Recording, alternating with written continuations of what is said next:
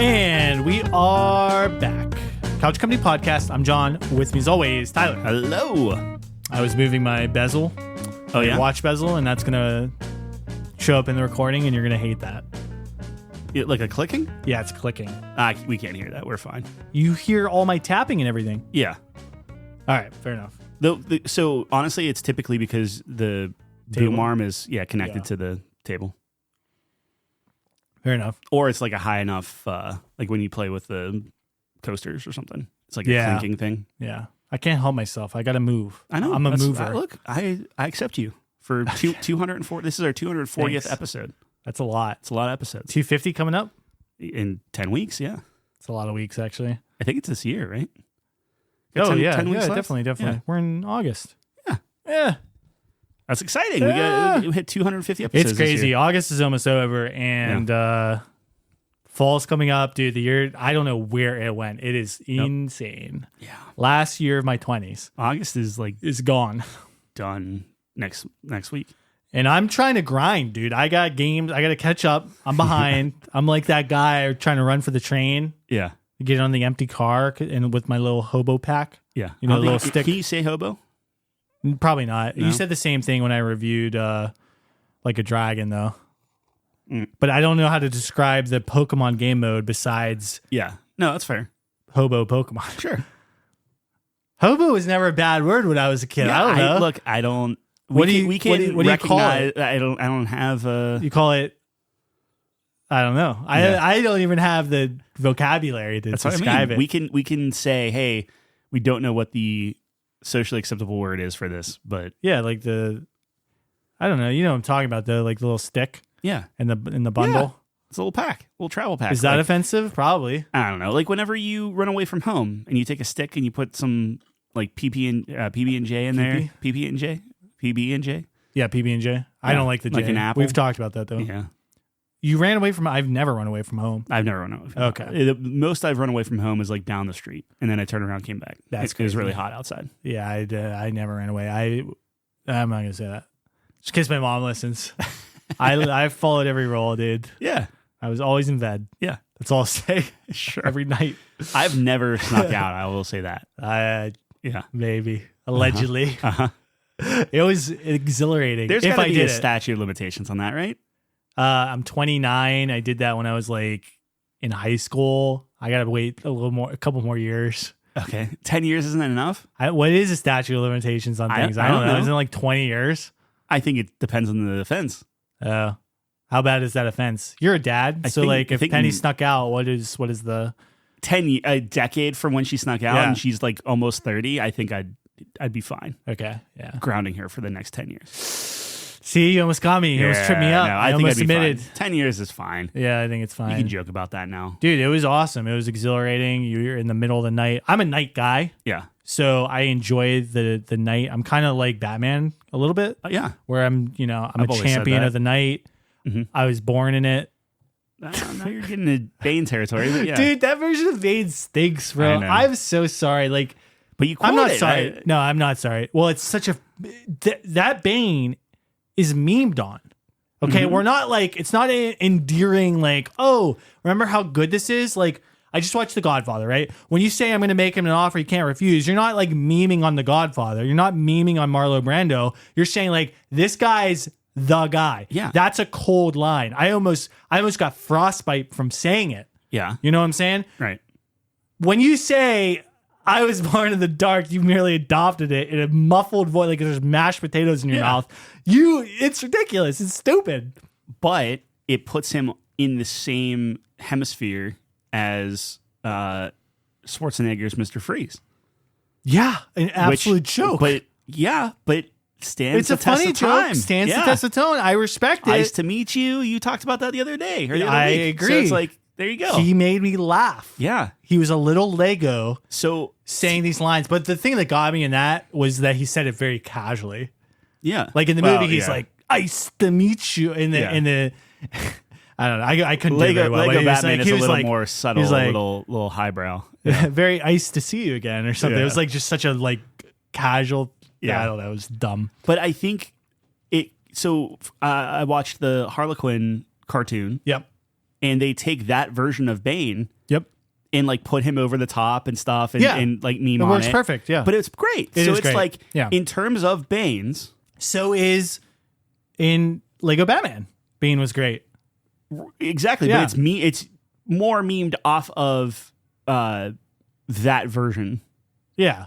Like it looks like the animated series one, but like Yes. you know what I mean? Yes. But think of another Bane.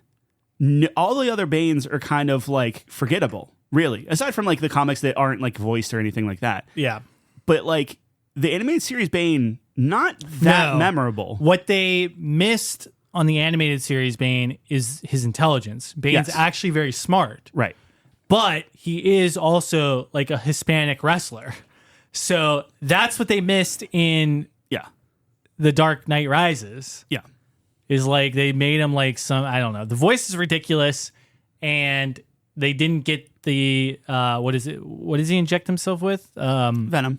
Is it Venom? Yeah. Yeah. They didn't get that right. That's core to his character. That's Well- what everyone knows about Bane is that he gets juiced up Yeah. and then breaks you.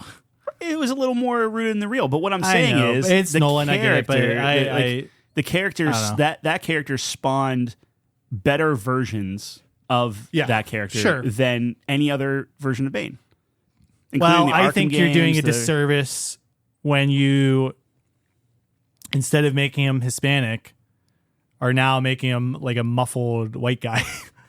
Yeah, like I don't You know what I disagree. mean? Like, yeah, It's you not lose like the a, luchador I'm not mask, saying it's like you- a yeah. racist thing or anything, but I'm just saying like that's who he was, right? I don't know. Yeah, I guess it's just a different interpretation, but I like the wrestler Bane yeah. of like the animated, like that voice of the animated series. And then if you do that and he's actually just really smart, Yeah. because he was always like, as far as I remember, he was like really dumb in the animated series. They like reduced him to like I don't henchman. think he was dumb, but yeah, not, he, not dumb maybe, but he had like a couple episodes he that were was him, never- and then, yeah. the planner. Someone was I always don't using him, I remember. feel like. I just remember Batman doing a bunch of like flip kicks on him, Yeah. and like flipping, like literally defying physics and like flipping him around. Mm-hmm. Do you think that Bane in Batman Forever, or no, Batman and Robin, Mm-hmm. with like Poison Ivy, and he was just this dumb, like couldn't talk, just kind of Okay, like whatever. maybe that's what I'm thinking of. Do you think that That's such a bad. That's such it a bad is? Bane. But do you think because they were very like luchador mask, Yep. Venom on it, like Yep. everything, and it even kind of made sense with Poison Ivy to some extent, where I'm like, oh, I could see how you link them, like those two Yeah. things together. Okay.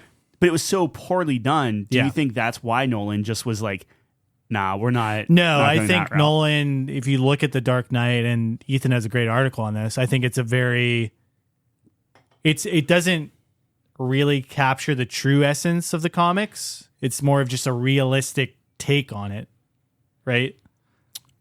Yeah, well, right. But what I'm saying is, if you didn't have, because like I think you could still have the Dark Knight and still have him juice himself with something. Yeah. Now I'm not talking like giant green neon tubes feeding him and he's growing like 12 sizes. But I think that's it. I could see I think it's him. awesome. I could see him like having maybe like. I mean, he was pack or jacked, something. right? Wasn't he jacked?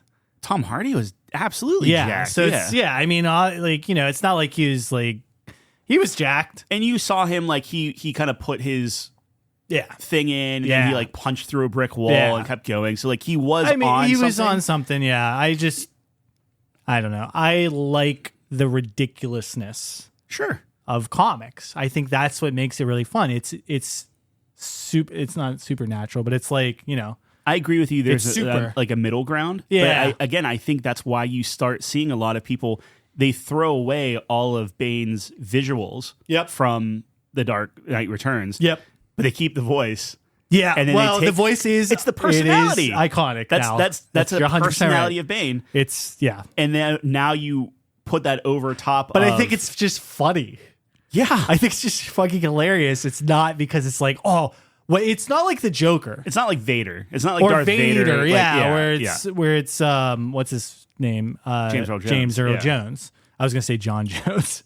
That's a UFC fighter, the best UFC fighter of all time, by the way. Whoa. Dude, John Bones Jones, it could probably one-shot Bane. No. But I think Bane would respect him. Yeah, I think that's a fair. It's iconic. The voice is iconic. Yeah, I think. But I think it's just a joke. I think it's just funny. I think Tom Hardy gave Bane It's a not. personality. What I was gonna say, it's not like Harley Quinn from the animated series or like Mr. Freeze. Yeah. Right? Where you just have like, no, these are just insanely well written characters, really good ideas. Yeah. And now they're immortalized. Mm-hmm. It's like, no, this was a really interesting take on Bane. We have to just do this voice. Like Mr. Freeze, while you have the memed on thing, you won't ever take away from the animated series version of Mr. Freeze, No. who's very cool, calm, collected, and like has the whole story, like has a whole movie around him. Well, I think like when you like Lego Batman, for example, is going to meme on Mr. Freeze. But Yeah. I think if you have a serious project and you're doing Mr. Freeze, Right. you're not doing Ice to Meet You. Absolutely. You're doing like, look at the Arkham tragic. games. Yeah. Exactly my point. So that's the canonical version, I think, going forward. Mm-hmm. And I think Bane's voice will always just be a meme now because of that movie. Yeah. And that's okay. I'm okay with that. I just think about we it lost personally, and I who love, Bane you know, really was. Yes, I Yeah. agree. Like the only way to do that is to do Bane again. No one's going to touch Bane No, again. you can't touch him again. Right. You'll be able to do the Joker. You can do Penguin. You can do all those guys. It's a little disappointing though, because like you haven't seen the Odyssey yet, but Nolan is capable of having a more elevated, non-grounded Yeah. thing. Like he does that in the Odyssey. Yeah. Now I think he threads the through line very well with that, because you're not getting over the top Greek mythology, but you're getting a middle point where it's like very supernatural. Like But- you could see a Cyclops getting. Yes. Yeah. Yeah. So Yeah. the scene with Cersei, I won't spoil anything. I've only but seen the Cyclops one. I haven't seen. yeah, the anything scene with else. Cersei is fantastic. I think that's probably a better example of that, but I think he's capable. But I think he really just wanted to be a super grounded, realistic, gritty. Yeah. And the films are great. I actually think The Dark Knight Rises is the weakest one, but Yes. Like not even that trilogy is close. great. Yeah. Yeah, I think like if The Dark Knight's a 10 out of 10 and Batman Begins like an 8 out of 10, Mm-hmm. Dark Knight Rises is like a 6 or 7 out of 10. Yeah. I'll give you that. Yeah. It's kind of where I'm at. Yeah. I don't. Yes. And I Like- think the Batman's like a 7 out of 10. I think it starts off very strong because I loved how they were making Bane this kind of like super villain, and then to just be a puppet at the very end is like, okay, well, Yeah, I agree. yeah. All right, well, that's your Batman hour.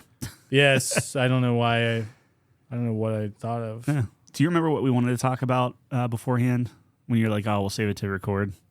We end up just talking about it anyway. Yeah, it was about video games, and We are a video game podcast. We are a video Yeah. game podcast. Yeah. You were talking about Expedition 33. Oh yeah. So Yeah.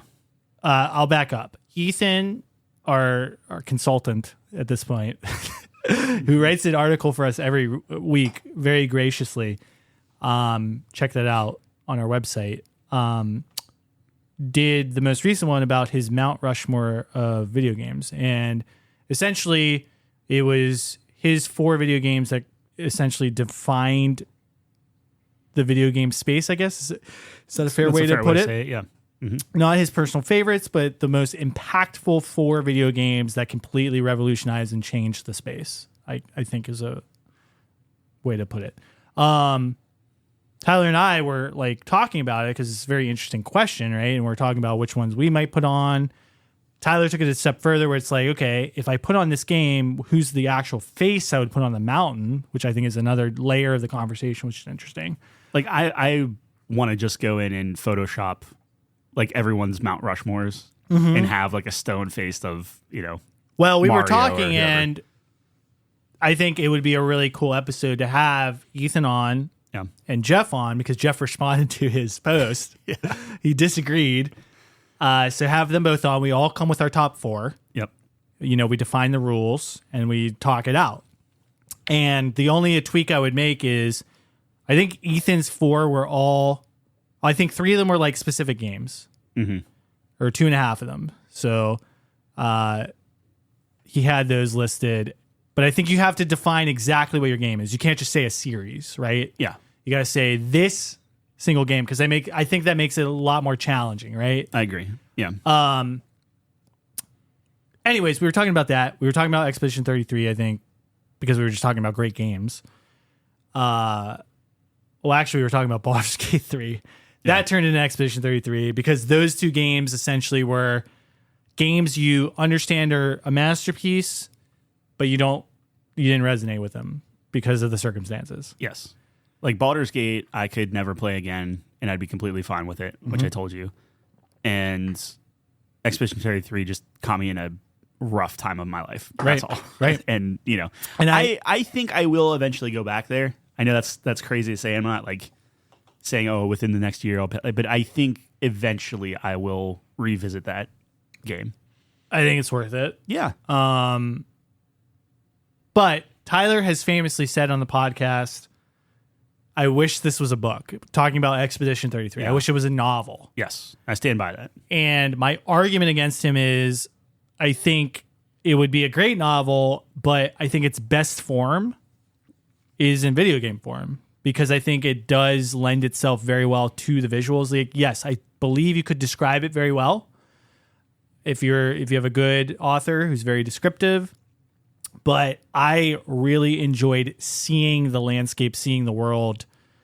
I thought it was a very interesting and unique world where it has this kind of obviously painting aesthetic. And it was really beautiful to see. And I think you do lose a piece of that. So I think like my main thesis with this and main pushback is when you're talking about a specific property, I think there is a form of media where it is at its highest potential, right? So I think there are properties where like, yeah, it could be a book or this book could be a movie or whatever, right? Mm-hmm. So like Lord of the Rings was a book and it was a movie and it was a TV show currently going on. But it's like, okay, well, which one of those? And it was plenty of games. And it was plenty of games. Exactly. Sure. So it's been in everything. Yeah. So like which one of those allows it to be its highest potential? Which is probably very reductive because I would argue Lord of the Rings specifically, like each one of those has a different, they're great for different reasons. Absolutely. So like a book, the world building in the book is unmatched. Yep. Right. Because that's what Tolkien was best at, I would argue. But the movie obviously pacing maybe a little bit better in the movie. Exactly. Pacing and like seeing the acting itself just gives it another level. The music, obviously. And the music. Yep. But I think with the game, you get the combat in the game, like that violence. You get to live in the world, like you get to interact with the world, like as a video, like that's the. And I'm reason talking why about video games exist. Shadow War, obviously. Yeah, right. I don't know what other game. I mean, there were the PS2 games which people really liked. Super highly regarded. Yeah. Yep. I think Shadow or I guess my argument is very rare. Like I can't think of anything where it's like, oh, the movie or the TV show or the game is better than the book. Like that's what I struggle with. Oh, where okay. I'm not saying it's not like, oh, there are certain aspects that improve it or are good with it or whatever. And like we were literally just talking about Project Hail Mary, where it's like, hey, the movie was very good. I think everyone should see that movie. It's a very good movie. But you do lose some stuff in the book. I don't subscribe to the fact that like I'm not discounting your opinion, right? Like you like with the visuals and stuff. I think seeing someone burst into a cloud of rose petals, that's a tough thing to try to picture, right? But I think you can write it, and then it's up to someone's imagination to kind of see how that goes. I think you can do inner monologues so much better. I think you can have these descriptions and have people kind of go into the theater of the mind a little bit more with a book. I think you cut out all of the just running from point A to point B, which I personally was just like, whatever. Like I don't necessarily need that.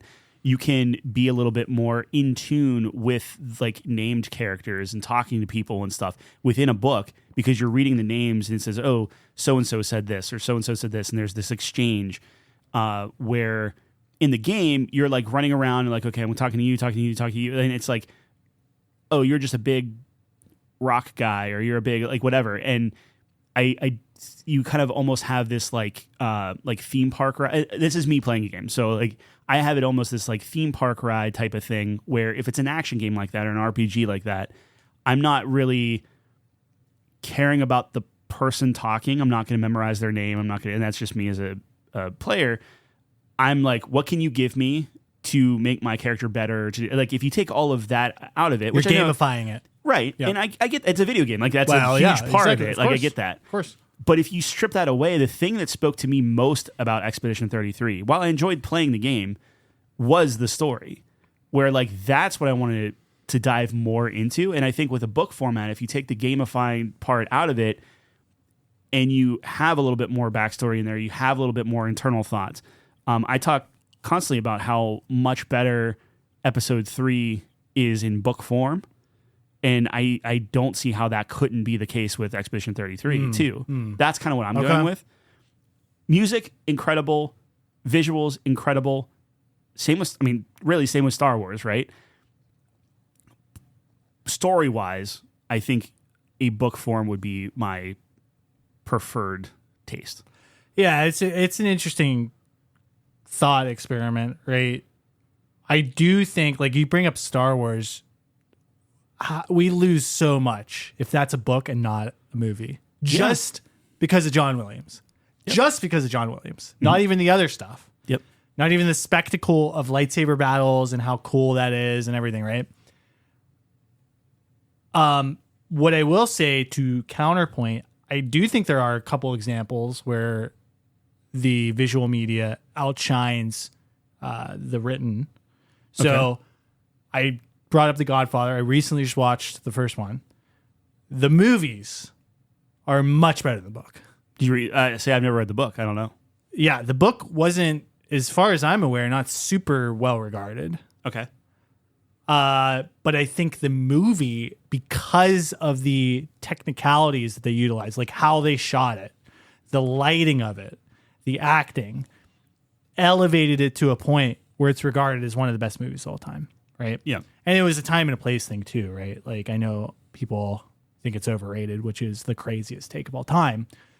But I think that that would be an example. The second thing is our favorite anime of all time. Yeah.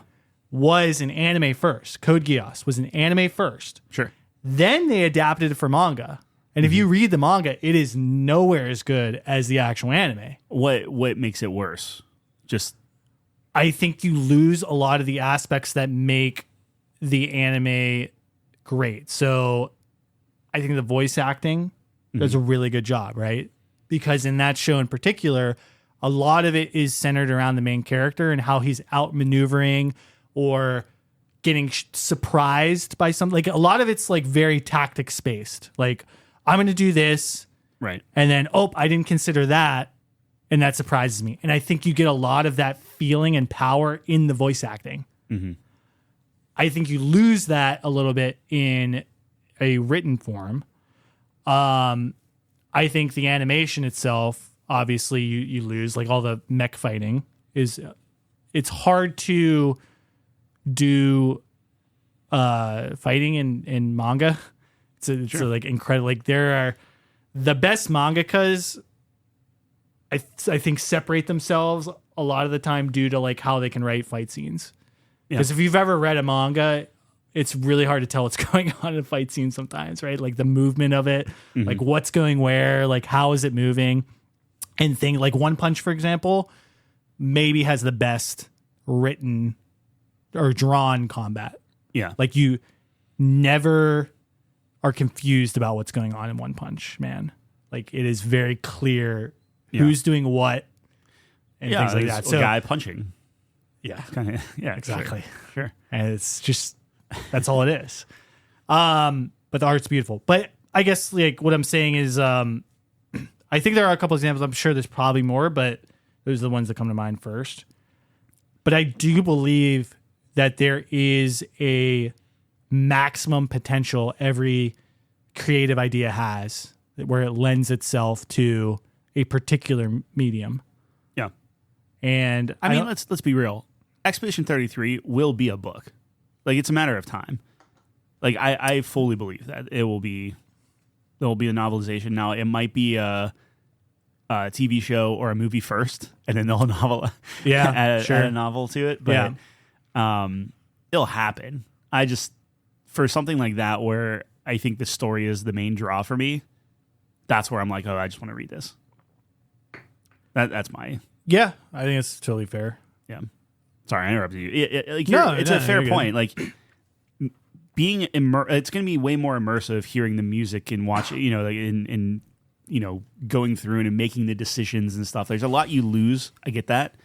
But it's the kind that you could argue the same thing with, like, any of the Mass Effect novelizations, the Warcraft novelizations, like all that stuff, where it's like, it's basically showing you a set path versus you kind of going in and making your own. Mm-hmm. So I think there's definitely pros and cons to both. It's just, for me personally, in that time, I would have much rather curled up with a book than sat down here and played a video game. Yeah, that's kind of where that came from. No, I just think it's an interesting thing to think about, right? When you think through, you have a story or an idea, and like, what place does it lend itself the best, right? Yep. Like, we just played through Halo, and Halo's had every iteration, right? Yep.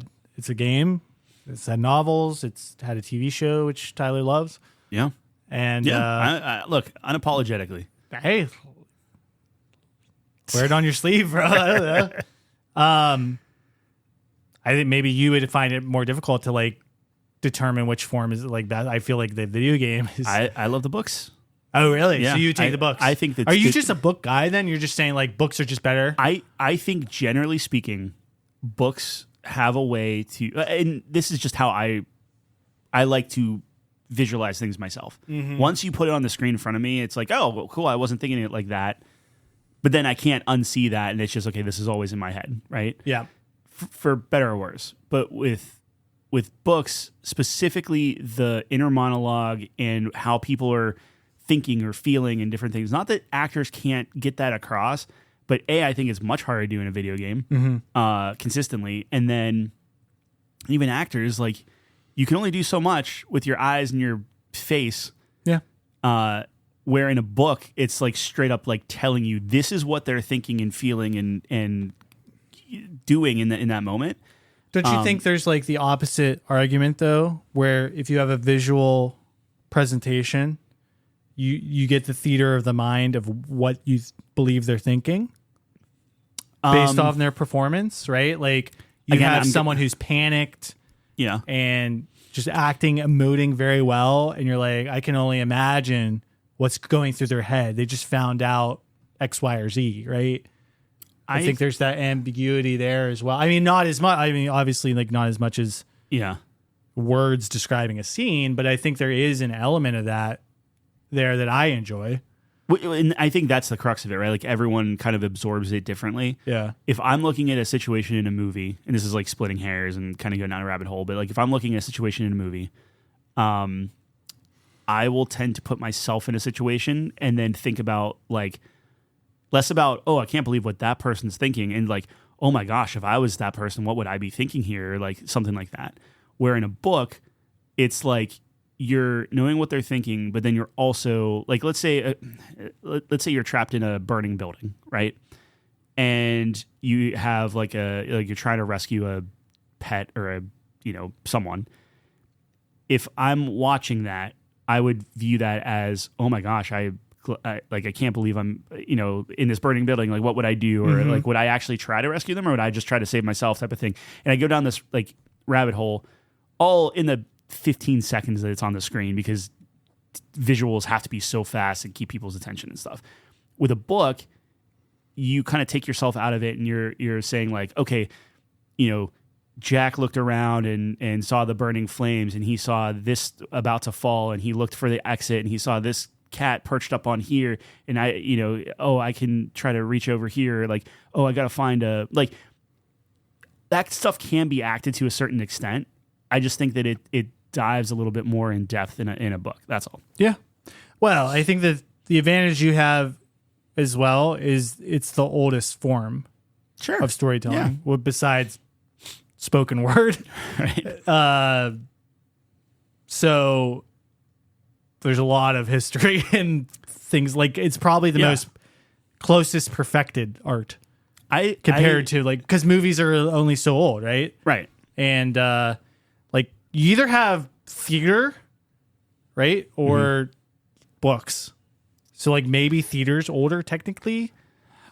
But I view books as like, if you're into something, this is like as deep as you're getting. Like reading something is going to be as deep as you're ever going to get into something. And the way that I argue that is, if you watch, like let's say you play a game, right, and you're finishing up like BioShock Infinite, right, and game. it's like, oh my gosh, quantum physics, whatever, and you want to go research something, you're on YouTube, which they're literally getting their stuff from written word, right? So like you go how far you want to get, but like I was literally reading like quantum physics crap, and I think that it's like if you want to go a level deeper, that's what you do. Yeah. So for instance, like I just finished Sovereign Tower.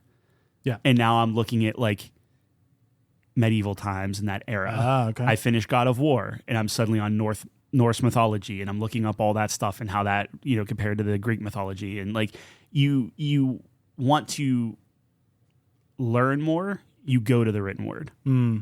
Is how I view that. I'm not saying that's right or wrong. I think it's fair. People are just as soon going to go to a YouTube video. Yep. But these days it's shifting. But any YouTube video, like a video, eventually someone is going to be taking it from written word. Like, you know what I mean? Yeah. Well, like, I'm not going to split hairs, but I think at some point it's like someone told you. Sure. Like yes. someone lectured. Yes. You wrote it down. Sure. You became an expert. Yeah. Sure. I don't know, whatever. I get what you're saying. I view TV, I think, movies, and games as like I'm diving into this for the first time. Okay. And if I want to be deeper, and I think Star Wars is a fantastic example of that, where look at all of the breadth of, because you can watch every episode of everything out on Disney, right? Like every movie, every cartoon of Star Wars. The books are going to be significantly deeper, significantly more lore, significantly like that's just the nature of that thing. So for me, it's like my default is, I really like this story or character or whatever. I want to spend more time in that world. I want to, like, my first thought is, okay, let's go into the book. Let's, because a book's going to take you 10 to 20 hours, depending on how big the book is or whatever it is. Yep. So it's like, that's where I go. I don't know. Again, it's interesting. I mean, books are the most passive form of consuming that, right? Because not only you're not interacting with it, you have to be deliberate. Like it takes a lot more effort on your part. Well, yeah, that's actually a good it. point. Yeah, no, right. I guess my mind was going like, books are always a solo activity. Yeah. Unless you're like, I guess, doing an audiobook with someone, which is interesting. Yeah, or like reading to your child or something. Yeah, sure. Yep, sure. Yeah. I think generally it's a solo activity, whereas like if you're watching a movie or a TV show, that can be a shared experience. Yep. And then if you're playing a video game, not only can that be a shared experience, that's the most active form of those mediums where you have to have inputs to do, right? It's the most agency. So yeah, I think each of them have their advantages. What I'm curious about this, and we can move on after this, but if there was a book for Expedition 33 for that story, what perspective do you think it should be written? Like is it first person? Who's the main character? Oh, you know what I mean? Like how would you structure that narrative? That's a good question. I think it would, and I don't know the correct terms, but I think it would be closer to like Lord of the Rings style. I think you would take it a step back, so you wouldn't be like Gustavo, like or Gustav, Gustavo. That's pretty I bad. Play this game, yeah. Yep. I don't think it would be like Gustav first person, whatever. I think you need to pull it back and be a little bit more like of an omniscient author. The caveat being, but doesn't that hurt? Well, that's, yeah, you know where I'm going. So the caveat being is if you are first person throughout the entire thing, and you have this, then when that was end of Act 1, I guess, right? I'm even talking. Well, you never beat it. Well, I kind of. Well, okay. So I think let me just put it this way. There's enough things that happen in it Yeah. where omniscience hurts you. Now, I guess you can have a semi-omniscient narrator, but you lose the impact of it. And that's kind of what I'm talking about, right? A little bit with this, to an where extent, it's like I think so. the reactions of these characters when big events happen is such a important factor of it.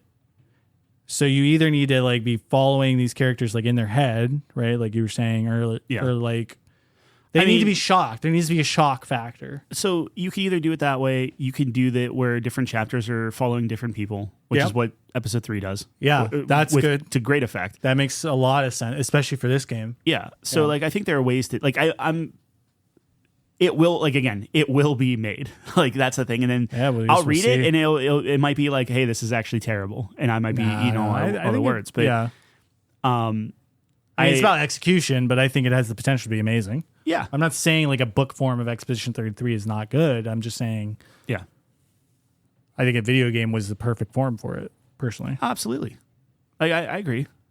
I think Sovereign Tower it for games where choice is such a big thing, right? Then I think it does make more sense to have it in like a game form, and I think you do lose some of it when you novelize it. You do have choose your own adventure books, though. Exactly. Yeah, that's another caveat. You do have that. That exists. So. That would be wild to do like a. Those are hard because it becomes a puzzle at that point. Yeah. Although I guess it's the same for a video game. It is. It's just not as noticeable because you're not physically flipping to different sections of the book. I think it's more of just from a writing standpoint to have to write every permutation of all that stuff. Like in a video games, you can kind of get away with like, oh, that's good writing. But it comes back into like a video game, not good writing for a book. Well, you can also like funnel it back, like in Mass Effect, for example. There's a lot of choices you make, quote unquote. Yeah, where it's like you just get a different dialogue, and then it funnels you back into the main story because like we have to get to X place. Yeah. Now there are decisions you make that like permanently impact. That's why I love Mass Effect series. Yeah, but I wrote about this in my article where it's like if you really take a step, if you really dive into the like behind the scenes of it, right, or behind the curtain, you see it. The majority of things are formulaic, right? Yes. But I don't know where I was going with that. Yeah, a book that would be annoying to write because you have to have. Yeah. You probably since it's so clear where the decision points are. Mm-hmm. You got to make it different enough so that they can go back through and enjoy the other options. My argument there is like, wow, I love Mass Effect and making those choices in Mass Effect. Yeah. When you really stop and think about it, like all my choices, I was just a goody two shoes Commander Shepard. I got the most vanilla ending, saved everybody, whatever. Yeah. You could write that book, of course, and if that's like the quote unquote, because if you write Mass Effect, you're writing Paragon Shepard, dude. You're not writing the guy who punches the reporter in the face, right? So like in some ways, like here's the canonical version of the game I love, and then if you want to go alt reality and play as like a bitchy femshep, like I agree. Go for it. I think like Mass Effect was one of the first games to do that, though, like with the dialogue wheel and stuff. So I think it was like a pioneer. No, within reason. Yeah, I mean, it's BioWare, but yes. Yeah.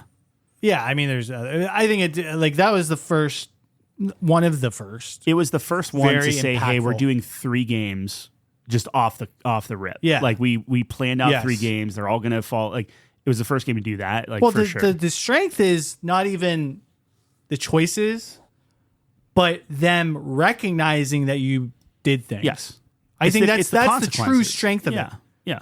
Where it's video game is always about choice, but rarely do you see a level of recollection and consequence from it. When some dude is like, I heard stories of you on Vermeer with Rex, you know, I was like, that Solarian guy. Like, I was there and you're a legend. That's so cool. Like it's hard to not have a smile on your face when you're like, that's awesome. Almost to a detriment where I'm like, wait, what did I do? Like you almost like. I remember that. That's the Krogan cloning facility. No, I'm not saying that specifically. I'm saying in general, like people come up and be like, "Oh, you're so and so." I'm like, wait, who are you again? Isn't that kind of like awesome? Like, isn't that like such the essence of our RPG? Yes, where it's like if you were actually Shepard, some of the things are so inconsequential to you, where they're so important. Like that's a vital moment in this character's life. And that was a Tuesday for you. That's so awesome to me. I completely agree. Yeah, that's part of the reason. The why magic of it. Fantastic game. Yeah. Okay. Anyways, I digress. It's books are great. Books are awesome. I think games are awesome. Great games are also great. Yeah. They both have advantages and disadvantages. Let me put it this way. This is the last thing I'm going to say. From a narrative perspective, I think nothing will beat a book. Just pound for pound, narratively, that's probably true. You lose that. I think you can just put so much more information. Exactly. Yeah, that's all I'm getting at. Is at the end of the day, and that's what you prefer. Yes. If I'm into the story and the characters in the world and everything, I want all of it. Yeah. If I'm dabbling, then I'll watch the movie version. I mean, like literally watch Hail Mary instead of reading the book, right? Like that's like, right. I heard good things about it. I'll watch it. Loved it. Do I want to read the book now? And which is essentially set on Earth with more real science stuff. Like maybe not. Like, but if it was like this kind of like, if I heard it's a very good audiobook though, if that changed your mind. Well, if I'm gonna do an audiobook or read a book, it's gonna be Red Rising at this point. Like if I'm gonna go like sci-fi style. Okay. But similarly, if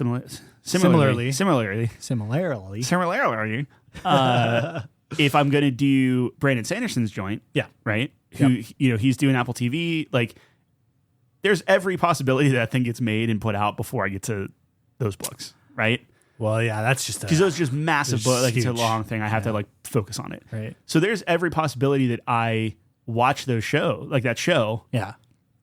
And then say, oh my goodness, this is incredible. Yeah. I want like his entire because I think he's doing Mistborn first and the movie about all. So like I've already read Mistborn, so already I'm kind of invested in that like universe. Yep. But then maybe that spurs me on to then go into Way of Kings in a more like impactful way. The closest thing that I could think of is Murderbot. Loved the show, and that was the thing that kind of spurred me to actually start reading the books. Because it's like I had all the books by recommendation of my sister-in-law, but I just never read. I'm like, I don't really know what this is, whatever. Small books, but seeing the show, now I'm like, oh, that's actually kind of a really cool premise. I got to read. I want to see what all this is. So I don't know. Yeah, it'll be interesting. I have not read any Sanderson, but I'm very interested. Like I'm going to watch the TV show for sure. Yeah. And it reminds me of when I saw the World of Warcraft movie.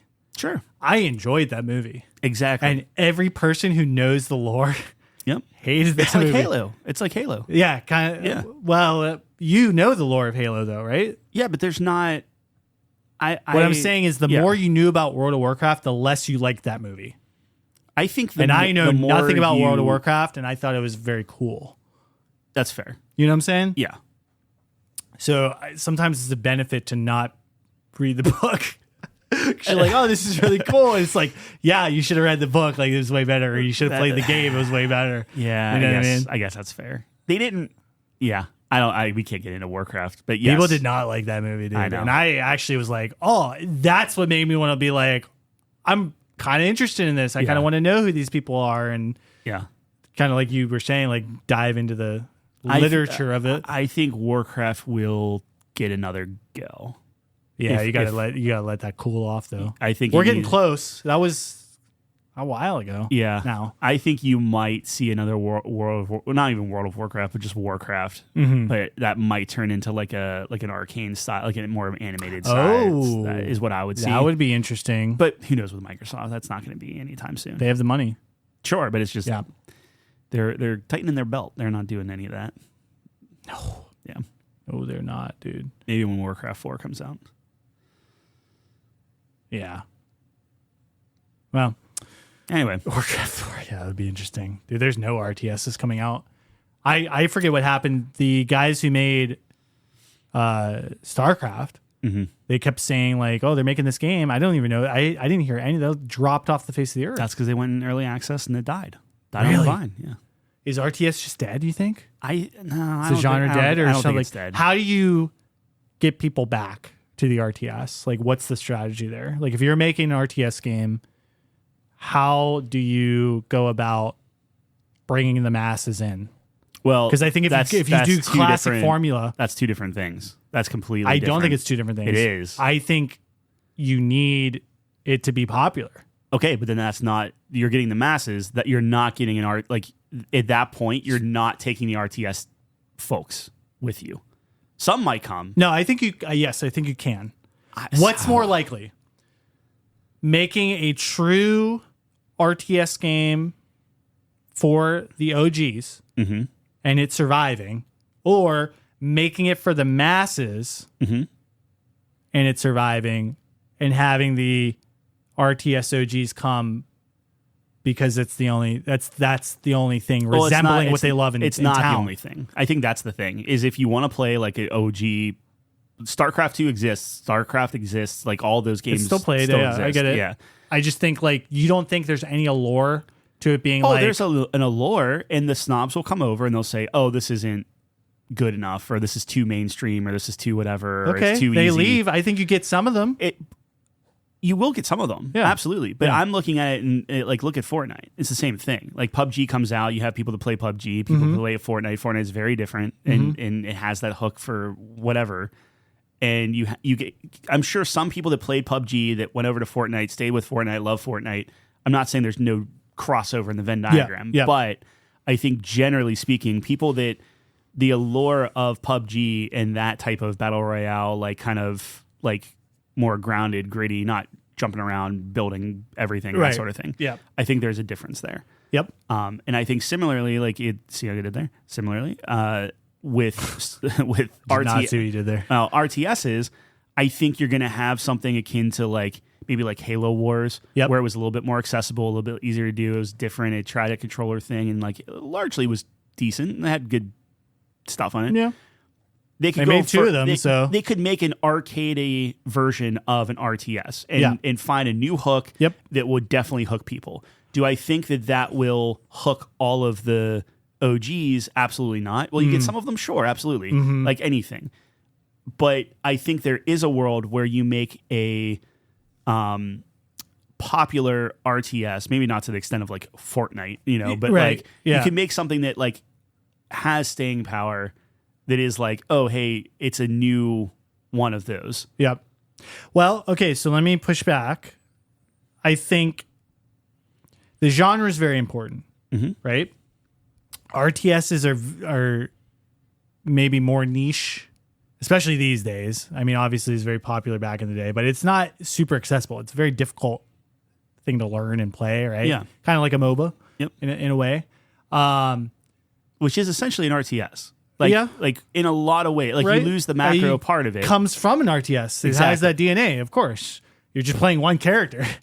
But there's a dotted line there. Like you could Yes. see an evolution where, it's League of Legends, but now there's like It's a more honestly macro just a more thing. simplified RTS if you think about it that way. 100%, Right? yeah. So it's more accessible. And I think, like, let's take a look at other genres because this is, I think, a problem that games have. So, like, the fighting game genre has this problem, this exact problem. You have fighting game people who they were born with a arcade stick in their hand, Yeah.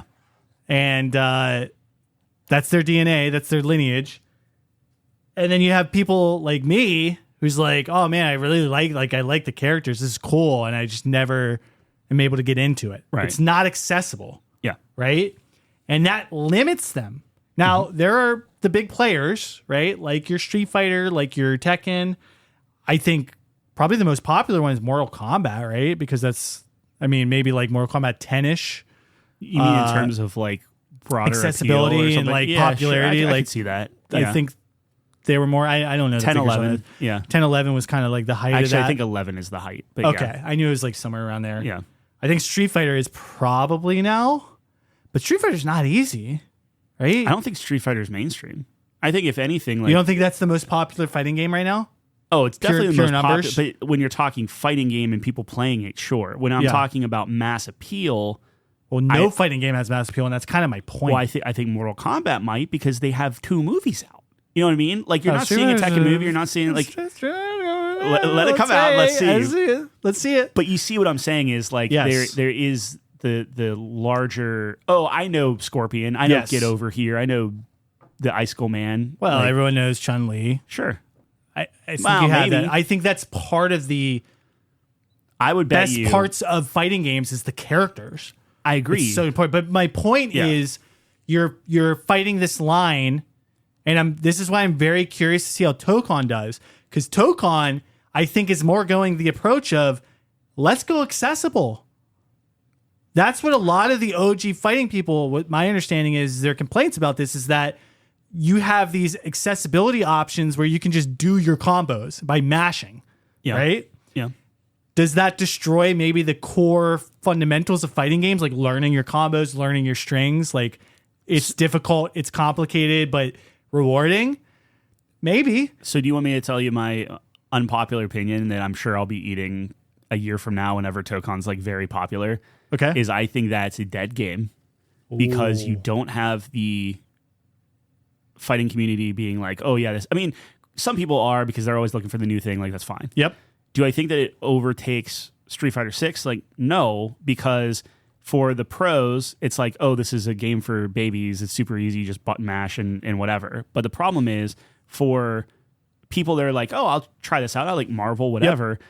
Dude, there is so much going on the screen. Yeah, you can button mash and just see things happen. Yep. But having no idea what you're doing and having 4 characters, technically 8 if all the characters are going at the same time, it's indiscernible. Like, you can't understand what the heck is happening unless you're actually playing the game consistently and like understanding it and being a little bit more on the fighting side. Yeah. So I don't think that's like on the same level as if you did like a beat 'em up or if you did like a single Spider-Man versus Wolverine, fight it out. Even like a tag team, you can kind of wrap your head around.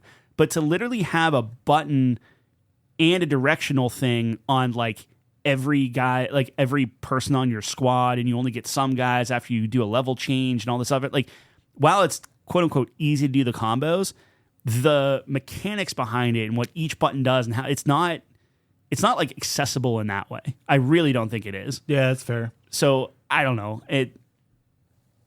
I think it could be. I mean, just because it's Marvel. I think they'll put money behind it, sure. There's that. But, I mean, if we look at the other example, recently 2XKO is Dunzo. Yep. And that's a very difficult game. That was not accessible. Okay. That was my understanding. I never played it. Yeah, I don't know. It was very hard to get into. But wasn't that against their whole ethos? Weren't they talking about like a 2-button, or maybe that's a different game?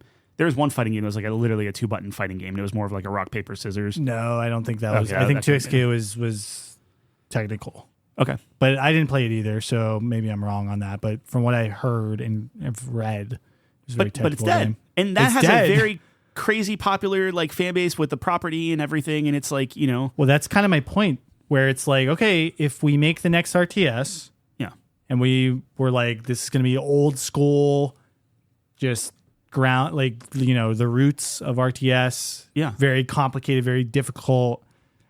I don't know if that works, because my point is it doesn't. I don't think it does. My point is, if you go mass appeal, the pros will come, even if it's just because like, here's where the prize pools are now, because this game's so popular, and like we have the tournaments now, and we have this, right? Like, obviously there's always a balance. You want there to be depth to your gameplay, but I think these days you're competing with these other games and other genres that are just much more accessible to people. So like, how do you combat that in these genres that are pretty dense historically? You need a hook. Like, you need something different. I mean, a perfect example off the Tokon thing is like, oh, you want to see Spider-Man and Wolverine fight each other? You got Marvel Rivals. That is way more accessible and way more in the zeitgeist and popular and everything than Tokon will ever be. I think that's not a crazy statement to make. One thing with the RTS stuff is you could take League of Legends, right? And you could start putting an RTS coat of paint on it. Mm-hmm. And you could pull different people in. So like, let's put it this way. I don't like League of Legends. I don't know if that's a shock to you. I apologize. That's really disappointing. I You've know, been I know. downloading it for a couple months now. It's been taking so long. Yeah.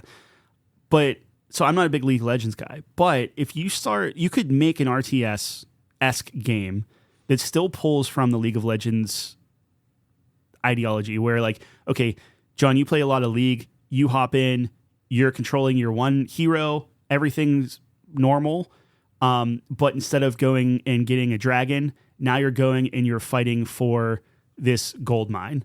And if you capture the gold mine or you do whatever, now that's an extra steady stream of income and you get like a bonus to XYZ. And it's a much bigger map. Now there's not 3 lanes. It's literally like, like a proper RTS map. And it's more of like, it starts borrowing from different things where it's like, okay, you can have like your store where you go and you get your items and different things like that, but maybe you have a governor that like is focused more on the macro where like you're a micro guy and that's fine. And maybe when you're picking your like role to play in there, it's like, oh, I'm going to be the micro guy. It's not MOBA, it's not RTS, but it's going to be somewhere in between, like some amalgamation of all of this stuff that I could see that being this like mass appeal. Like there's something there for everybody and it can be very competitive. It can be very, like that's where I would see the next evolution of both of those games going. Not necessarily exactly that, but like it's not going to look like a MOBA. It's not going to look like an RTS. If you make an RTS today, which several games have done, where it's like, oh yeah, this is cool. It reminds me of, it's like StarCraft Lite. StarCraft has been around for ages. It's been refined and refined and refined. Like, they just put an update out for who knows what, but like they just rebalanced all of StarCraft 2, which like threw everybody into like oh my God, I got to relearn all of this. But people were excited about it. So it's like, that exists. I don't see you making something for the OGs and then being happy about it because you're never going to be StarCraft, period. Like, it's not going to happen. So then at that point, what is the novel version of not book form, but like what's the novel gameplay that you're going to introduce, or the new hook that you're going to introduce? Is it going to be fucking, well, gotta bleep that out. What is that? 57 minutes in. Is it going to be Homer? You can tell I've been drinking. Is it going to be Homer Simpson and Kratos running around on an RTS map? Like, sure, maybe, but like whatever. Who knows? That's Fortnite. But that's going to be the thing. It's going to be a new game. Yes. Like, battle royales didn't really exist aside from like, you could argue maybe like Twisted Metal, maybe. Yeah. Right. Like they have. I think there's a difference there. That's a new genre. This would be a revival of a genre. What I'm saying is I don't think you can revive RTSs. Oh, I see. It's got to evolve.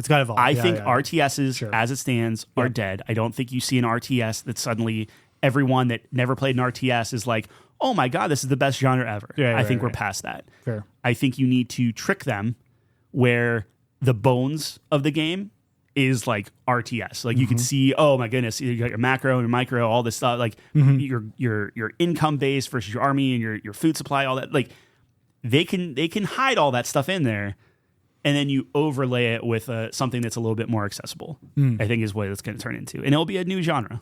But yeah, no, I think it's a fair take. I am curious because I remember hearing about the ex-StarCraft devs, whatever that game was called. So anyways, all right, we're 50 minutes in and 0 topics discussed. We can be selective on some of that stuff. Yeah, no, I think I did want to talk about something quickly here. Well, here, do you want to take a quick break? Is that okay? Can we take a quick break? Yeah. All right.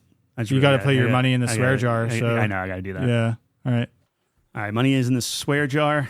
We're good to go. No, you got to take care of business sometimes. Yeah. There's a couple things on our list here and a review. So I will go through my item really quick. Okay. I messaged you this week, or I forget who I was talking to about this, but I had a lot of games on my backlog, 4 to be exact. Yep. And it's probably a really small backlog for a lot of people, but I'm talking about just this year. Sure. I was trying to decide what to play. So I was like asking everyone, whatever. So I think I came up with a strategy, a video game decision matrix. Okay. To calculate what I should play. Okay? It's very simple, but I think it has potential to evolve. And maybe this is a very obvious thing for people, but I think thinking through it and writing it down helped me decide. So initially there are 4 categories that I created. The 4 categories are overall critical rating, critic score, popularity of the game, which the details of these can vary. For example, popular within your friend group? No, right. So popularity I used was the number of reviews that was on the game. So not even necessarily articles or previews, just hard reviews. Okay. Hard reviews. Got you. Again, all of these categories, how you calculate them can change, right? Maybe it's popularity in terms of your friend group. Maybe it's articles or whatever, or number of Google searches. Sure. Maybe and then the critic score could be like whatever website you want to use, or user score or whatever. So it's all interchangeable. But the way I did it was open critic for the critic review, popularity, the number of reviews, cost of the game. That's pretty set in stone. Sure. And then how long it takes to beat. Mm. So those were the 4 categories I used, right? Because I'm very behind. So quick games are my time friend is money, right now. baby. Yeah, so that's why I yeah. added that category. Yeah. So what we did in the Matrix is we ranked all 4 of the games against each other. You got 4 points if you're in the first place, 3, 2, and 1. Oh, so this is like a mathematical It's a mathematical thing. Okay. All right. So the 4 games we had was Mina the Hollower, Saros, Assassin's Creed, Black Flag, Resynced, and Karen. Okay. 4 games kind of on my back list. And then you added Sovereign Tower, which is, we're not even looking at that right now. Yeah. But because it only has 10 reviews, maybe? 10 reviews. Yeah. I think I would like that game, to be fair. So I'm going to see if I can sneak it in. But 1,000%, no question, you would put that game higher than all those. Yeah, probably. That's it looks just cool. me. It looks cool. Yeah. Anyway. Okay. So I went through, I ranked them. Mina the Hollower won. Just by sheer, I assume the Mina the Hollower got first or second in every category. I was going to say it's extremely cheap, not super long. Yeah. Great, the highest score out of all of them. Yep. And the length not is the most tough popular. one. Not the most popular. That's a tough thing. It's second in terms of length. Well, yeah, but that's also based off of how many people. Are you looking at number of people playing Mina and how that? I looked at the average. Yeah. So the average is a combination of not just the story, but like extras and completionists. I think it's kind of the middle ground. Right. But I'm saying the skill level of that type of game right. also varies. Where I would bet if you're not using a guide, you're going to spend an hour just looking to where to go next. I assume that the how long to beat incorporates people that are no, I understand not that, using a guide. So or whatever. Similarly, I'm using that word a ton. How you're going to be seeing how many people actually reviewed the game for popularity. Yeah, you need to see how many people actually play it on how long to beat. Because if it's only 5 people playing it all 4 of those games are maybe Karen less so, but very popular on how long. Yeah, they have a nice blue whatever, Okay. where it's there's a big enough sample size. I got you. So I think I got a pretty good idea of how long. What was the time on Mina? I can't remember, 20 something. Okay. Which I'm already at 10. Yeah. And I have 1 generator. Okay, so it'd be a little more than 20. It gets way harder. The Matrix is not foolproof. Sure. As you've mentioned. So that is how I have categorized these 4 games. So I think it was Mina 1, and then Assassin's Creed was last by a long shot. Sure. Most expensive, longest, lowest score. Yeah. Very interesting. I think Saros was 2. It reviewed really well. Maybe Karen was 2 because I know Karen was very cheap. So it was interesting. I think I like this kind of idea. There is a lot of room for improvement. So one of the things I'm looking at right now is I think there's 2 directions I think I can go, or I could implement both technically. You could weight categories based on what's more important to you, right? So, for example, and that could be shifting. since I am behind, maybe time to beat is like my primary category right now. So I weight that higher. There's more points awarded for the winner of that category. I think the second avenue I can go, which I do want to go, is instead of a ranking, an overall point assignment, like out of 100 or whatever, or out of 10, however you want to do it. Because what it's not accounting for right now is the gap between games. For example, Mina's in first place for critical score, and then second is like Saros. But that gap could be like 10 points instead of like 1 point. Yeah. And that's not accounted for right now, right? Sure. You're still only getting 1 point on the second place, even though maybe it's like a way better reviewed game or way more popular or whatever. Yeah, like Mina's way higher than Saros. Yeah, I don't think it is. I think it's like 4 points, but yeah. I'm just using an example. So that's the other thing I need to look at is like, how do I account for that? Where it's like Mina costs $20, $16 actually, because I got it on sale. Yep. Saros costs $50. Yep. And you have two of your close friends telling you, don't waste your time. On Saros, yeah. Yeah. So yeah, I mean, there's variables too, right? So like, hey, here's the thing though, you might love it. So who knows? Well, that's the thing. It's like I think I have my core items. You could potentially add a category where it's like, what's my personal interest level? But I was hesitant on that because I want to get to all of these games. So it's really about just like, what order do I want to put them in? Yeah, but I think the problem is this is a sample size of 4 games where, and a honorable fifth mention, where within 1 month, that's going to be blown to smithereens. Well, that's why I did this, is because like, look, I have to prioritize this because I most likely am not going to get all 4 of them. So what do I want to definitely get to? And then we'll see where the rest what of them I'm fall. saying is like in 5 days, 6 days, Star Wars XCOM comes out. Yeah. So it's like, I assume that would jump the line, right? So I wasted my time. You're not, no, not at all. But what I'm saying is like, I would take your top 50% and just go, if you have to do that. Like, I guess what I'm saying is like, are you factoring that in then with everything else? I don't know. I think maybe I'll like, can they jump the line? Yeah, of course. Okay. So this is like, you an like input it thing. in, I guess. I don't know what I'm going to do with it. I just thought it was a cool exercise to work through. Yeah. And I think there's a couple layers I can add to it. So I think I'm going to add a 100-point system and figure out like what the gaps mean. It's a little bit harder. Like the critical score is very easy because that's generally out of 100 anyways. Yeah, but like it's your affinity for that genre. You know what I mean? Well, yeah, there's also that. I mean, it's a very complex thing. I get it. I'm just trying to get an idea of what direction to go. Kind of like what you were talking about. You're saying like, hey, if I'm told what to play, I have a better time. I take the choice out of it. I'm trying to get to some level of that. Well, I'm telling you. Where it's like, well, let me do it. No, absolutely not. You told me to play Elliot. You're done. And you're worse off for it? No. Okay. Kind of. The game's not bad, but I could have used that 30 hours or whatever to play 2 games. I could have played Karen and Mina in that time. And enjoyed them. Because you have to say, like, because the thing I'll be interested in. You guys have been raving about Karen forever and saying that I need to play it, so maybe I'll love it. I don't think you will. Okay, well then I don't know why you're telling me to play it. I think it's not the game itself.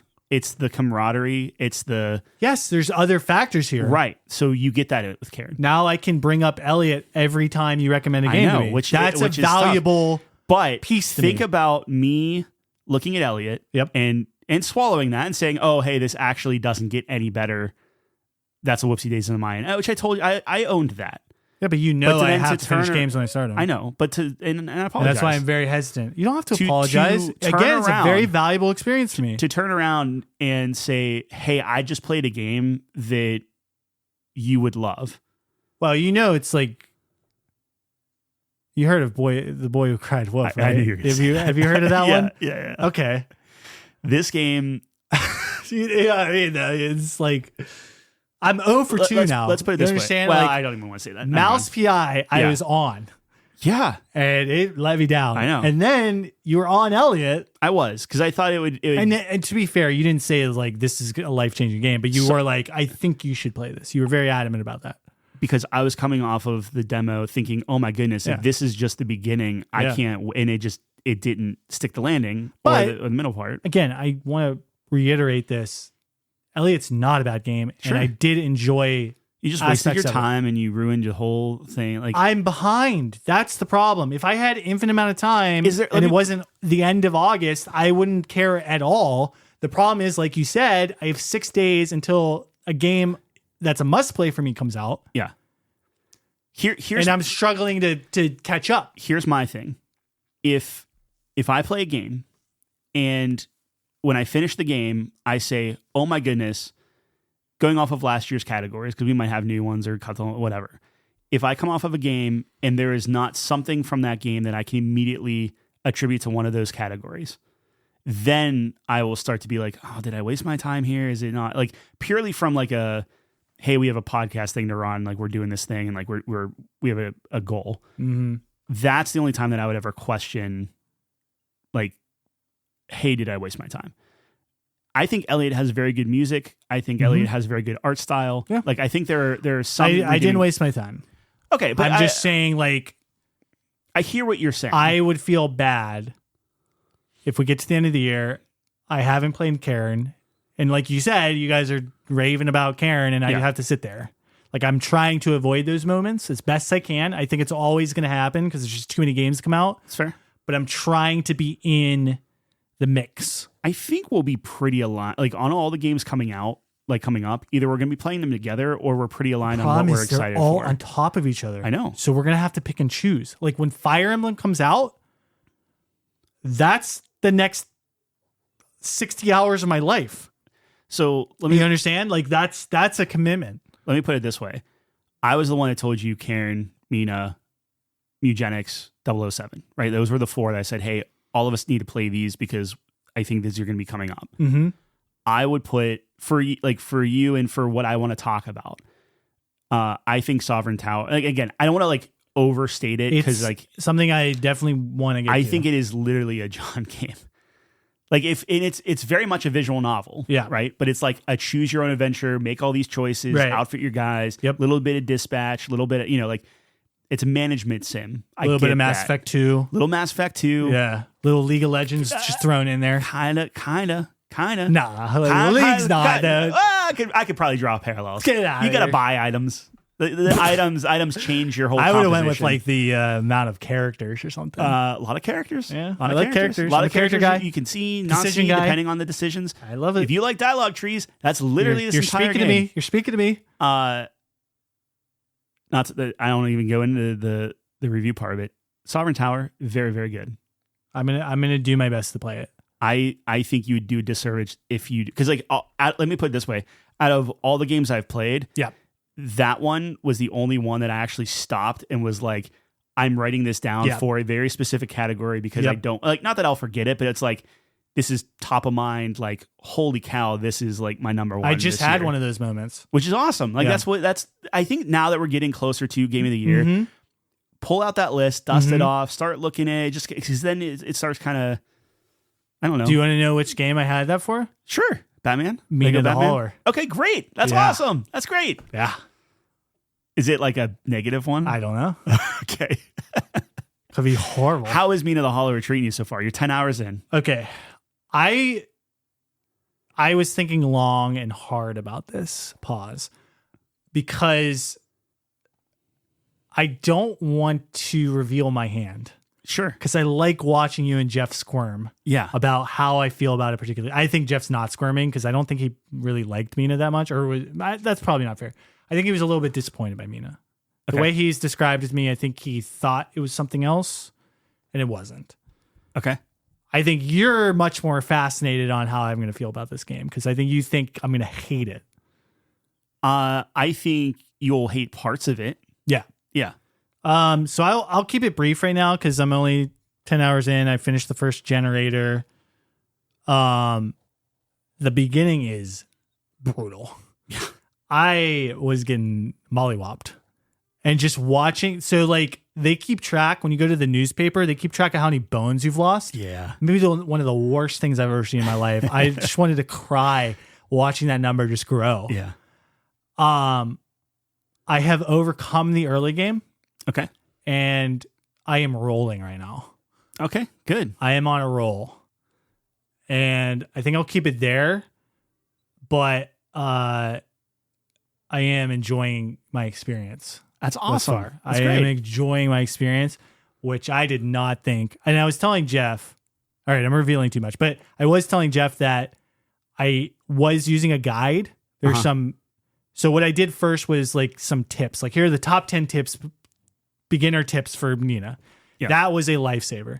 Yep. Told me how to get the map. Told me some tips and tricks, some grinding areas, this and that. And I haven't actually grinded too much. Mm-hmm. That was so, like, if I didn't have that, if I didn't read that, I would have been so much more miserable. So Yeah. there are some things I'm trying to, like, I'm not just looking everything up and like doing it that way. I'm trying to find some things, and I have found some things on secrets on my own, because I think it's a huge part of the game. But Yeah. I think there's a middle ground there where it's like, look, I'm not trying to beat my head against the wall. I'm not trying to just be lost and miserable. Mm-hmm. So I am going to use some assistance on that front. And to be fair, I still have to beat all the bosses and play the game. And I have none of the accessibility on. Like, I'm on the standard mode. Do they have accessibility stuff on A it? ton. Oh, I didn't. That might be new. Oh, that's interesting. I Yeah, they have a don't whole. remember. They have like 100. You can make it harder, easier. It's crazy. What? Yeah, there's a whole list of options where it's Okay. like, oh, you jump way higher. Oh, you I had no are idea. slower. You're this, that. It's crazy. There's like a million options. Wow. Yeah. I wonder if that was on the beginning. I don't know. Okay. I Well, didn't play it when it came yeah. out. Great. Yeah. That's- Anyways, yeah. So that's I will have. And I was the one that told you to use a guide, right? Like I was like, Yes, hey, I yes. think you Yeah. and I think a lot of people would be like, oh, you destroy the meaning of the game. you lose a part of that game. But if that part would otherwise make you miserable to some extent. Yeah. I'm not saying that it doesn't feel good to overcome that and whatever, Yep. but the amount of misery to the fleeting feeling of happiness that you overcame something, I'm not quite sure. Like, yeah, you get bragging rights, I guess, to overcome Which it. I care zero about. Then guide away, my friend. Dude, If- any if you single enjoy player it, enjoy game, and I know that this Jeff's gonna have a very big contention with this. Yeah, that's why he's not here. I care almost zero It's a safe space. about bragging rights in single player games. Sure. Like, look, I can concede there are impressive feats Mm-hmm. that I could never do, probably like a Souls game or something, And right? he's the best at that. Exactly. Yeah. I care zero. Multiplayer games, that's where I care. Sure. If there's a leaderboard, if I'm beating someone else, Mm-hmm. or I should say, if there's a leaderboard and I'm beating someone else, or a rank system or something, Yeah. I can track my progress. That's where I'm in. That's where the bragging rights Yeah. matter for me. Now I kind of wish Jeff was here just to He just have that debate, but does not agree with that, It's a safe- and I think it's it's a a safe space, fair, yeah. it's a Yeah. fair thing. It's just my opinion. yeah. No, and look, That's just like my opinion. at the man. end of the day, you need to have fun with games. Yeah, and I am enjoying it, and Yeah. I have some very interesting, what I think are interesting thoughts about this game. And I think it's going to be interesting because it is going to be coming from two different perspectives. Yeah, I think we have a couple of reviews we have to do. Kind of. So if you play Sovereign Tower, I'm not going to do a review of Sovereign Tower. Hold off. I want to try Yeah, to get to it. that's fine. I just can't. Like, I will let you know if there's gonna be a couple of scenarios. Either I'm gonna say, hey, I'm gonna get to it. We'll do the review. Can I pitch it to you, or you No, just I'm want to go in. and you're okay? I saw it Yeah. before we started playing, and I was like, this looks really interesting. And then I saw it only had 10 reviews. Yeah. Now, for the audience, for those of you sitting there seeing like, or thinking like, who fucking cares if it has 10 reviews, dude? Just play the game. That's what video games are about. I hear you, but I'm in a position where, like, since I'm doing this through the lens of the podcast, my priority, and this is why it's one of my things on my matrix, one of my categories, I want to be there for the game of the year discussion. I want to be in the zeitgeist, as you said, like, with the masses. And I Yeah. know that that's counterintuitive to like what you should do as a gamer, but if I sacrifice a game that's going to be very much talked about at the end of our year and in the Game Awards or whatever, to play Sovereign Tower that's talked about zero, that's a difficult trade-off for me. It's twofold. One is I hear you, because we do have a lot of bets riding on the let's say broader audience it's thing, true. Like, right? we literally have need, stakes. Yeah, you need to know. I need to know what's the main going on. stuff. I get that. Yeah. I would say I'm more concerned with like, okay, like what are the games that we're playing? So for instance, like Esoteric Ebb. Yes. I probably would not play that this year. But you played it, you liked it. Yeah. It came out, so it's like, okay, that's incentive for me to at least play it, where it's like, okay, like nothing's worse than having like just one person play one game. Yeah. And then they're raving about it. yeah. And you're it's trying like, okay, to like, meet them. how does that work? Yeah. So I'm trying to take like, if you play a game and you really like it, or if Jeff plays a game and he really likes it from this year, it's like, okay, cool.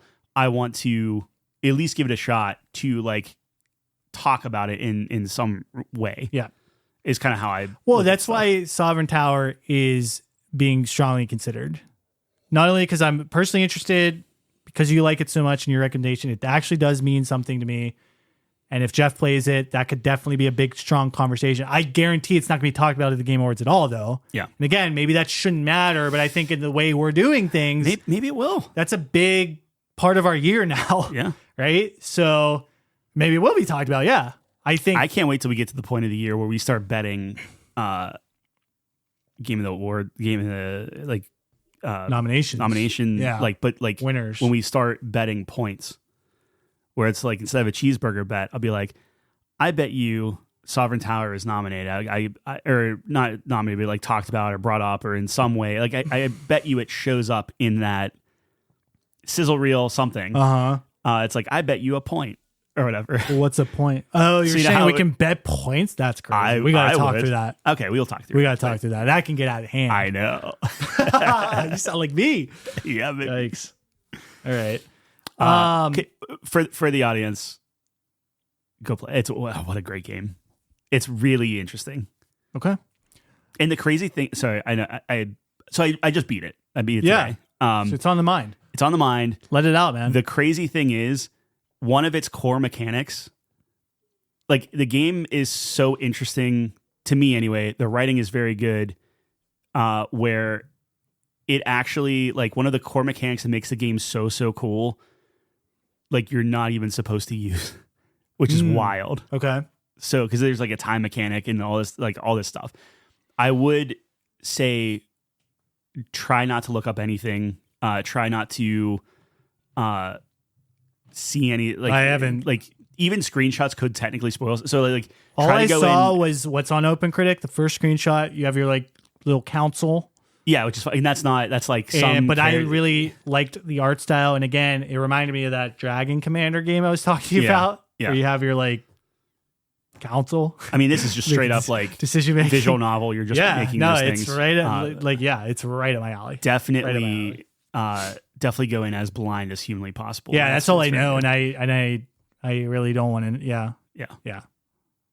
My final battle, I like, you know how you can like critically success things on like Dispatch. Like I destroyed it. I got the best thing, and I didn't get the best ending. Oh, because it takes you like the whole game. I mean, it's so good. There's so many endings, so many different characters and situations and stuff. It's awesome. Yeah. All right. What do you want to go? Halo. With? Halo. All right. Halo. Campaign evolved. Campaign evolved. Now I got some thoughts on this. Yeah. Let's start with the good. Let's start with what we like about the game. Okay. I'll go first. Game looks very good. It's Unreal pretty game. Is an amazing engine. Yep. It shines, it shimmers, the lighting's great. Yep. The water, the beach. Never seen Halo like this before. It looks awesome. Yeah. I think the gunplay is very good, very strong. I think better in Infinite. Yeah. But I think they do an okay job of threading the middle line between getting that classic feel of Halo 1 while also modernizing it enough to, because you got to understand they're trying to play both sides here. Yes. I know that you wanted them to just modernize it. Yes. And I get that. Yep. But I think you got to understand that the purpose of this game is to invoke that nostalgia. So you can't just disregard Yeah. that piece of the game. I agree. In my opinion. Yeah. So I think they did a good job threading it. Halo's story stands up. Yep. That's a great game. Like, that's a great campaign. It's fun to play with our friends. Yeah. 4 players, a great and natural addition. Doing from 2 to 4. Although I think we'll talk about the balancing. Yep. But I think that's great. Anything else? What do you got? What are your positives? So, and I love how I was really singing this game's praise before it came out. Yeah. I think I have best Halo experience ever. Nope, didn't say locked that. Locked in so gold. I've been You on. did say locked in gold. I've been on record saying that this is the best way to play the campaign. Yep. I stand by that. If your options are OG Halo, Anniversary Edition, or this game, and you're playing solo or split screen co-op like OG whatever, I can stand by that statement. So I think that's overall good. I think you're right. I think if you're remaking something or remastering or skating the line between it, I think you go all in and you say, hey, they had a chance to say this is the future of Halo. Like, yes, it's the original game or whatever, but this is why we made the switch to the Unreal Engine. This is why we did what we did. And it needed to be more than just being pretty. And I don't think it really went anywhere beyond that. Like, some of the sound design was good. Obviously, like the visuals and the lighting and all that stuff is good. But when it comes to the gunplay, I know like Halo shooting's fine. Like it's decent, but I think it didn't feel nearly as good as Infinite.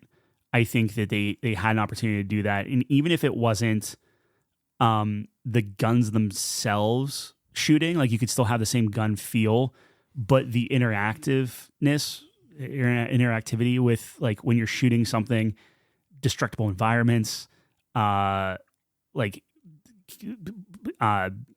enemies recoiling backward, like literally anything. It just felt very empty in that regard. So like that's the kind of like stuff that I was looking for. That it was very much, hey, this is Halo 1 pretty. Yep. And that's it. And I think it needed to be more than that. Yeah. Story's still good. Still. Yeah, I think it holds up largely. Although they did make some different choices in the performances, which I personally liked all of them. You did. Yeah. I, after consideration, did not like them. Okay. I Fair think enough. it lost. I don't know. I think it's maybe it's nostalgia talking. I think they lost kind of that initial essence. I agree. But my perspective on this is that I don't think you had to redo Halo 1. I don't think that was the right call. So I think the premise is flawed versus like they did the best with what they could do. I just think the idea of it was not smart. But like Cortana, I didn't like Cortana. Cortana was brought up to more modern standards. I don't, she seems so like aggressive in this. But that's Infinite. That's, like that's just kind of like how I guess. she's supposed to be a little bit snarkier. I started going back and like watching the original cutscenes because I'm like, was she always like this? And no, they went. No, they made, and maybe some people like that and resonate towards that. I didn't. I think you kind of changed her character in my mind. I think the only thing with that is she got to that point by Halo 3. But it was a progression. It was, but it wasn't like a earned thing. It was just like the way that it was written or the way that the actress kind of like portrayed her. Okay. Where I don't think you naturally get snarkier and snarkier and snarkier as time goes on. I think that's just your personality. And I think that was their way of kind of like smoothing all of that out. That's at least in my head. That's kind of how I made peace with that. I think that they went as far to re-record lines, redo all the dialogue, and like even like had new scenes, new environments, new layouts to the library and everything. Like I think they made smart choices, and they weren't handcuffed to the geometry, like in the Anniversary Edition, where you could like flip between old graphics, new graphics. Yeah. That was a cool thing, but then you were very much handcuffed to like, okay, well, there's a rock here and there's going to be a rock here. Like with this, they got to explore and play and say, oh, well, this doesn't make sense here. We want to change the pathing here, how you go here. And I thought it was a little bit more dynamic. It felt a little bit more deliberate, I guess, versus just kind of like copy and pasting certain things based off the era. So I think all of that made sense. It was just in my mind, they didn't push it far enough. Like if you're going to do that, you need to push it more. Well, I just think like if you're going to push it to the limit, why remake a game? Why not do something new? I think that's Microsoft not letting them. I think it's I don't know. I think you should go for it if you're going to go for it. Well, we're trying to remake, we talk about this all the time. game, That's why they made Anniversary Edition, is because it was a new team, and they were not allowed to have the keys to the Ferrari until they could prove that they could ride the Honda Civic around a little bit or something. I guess I just think that secret scene at the end is like that just doesn't seem like the essence of Halo to me. It doesn't seem like the tone.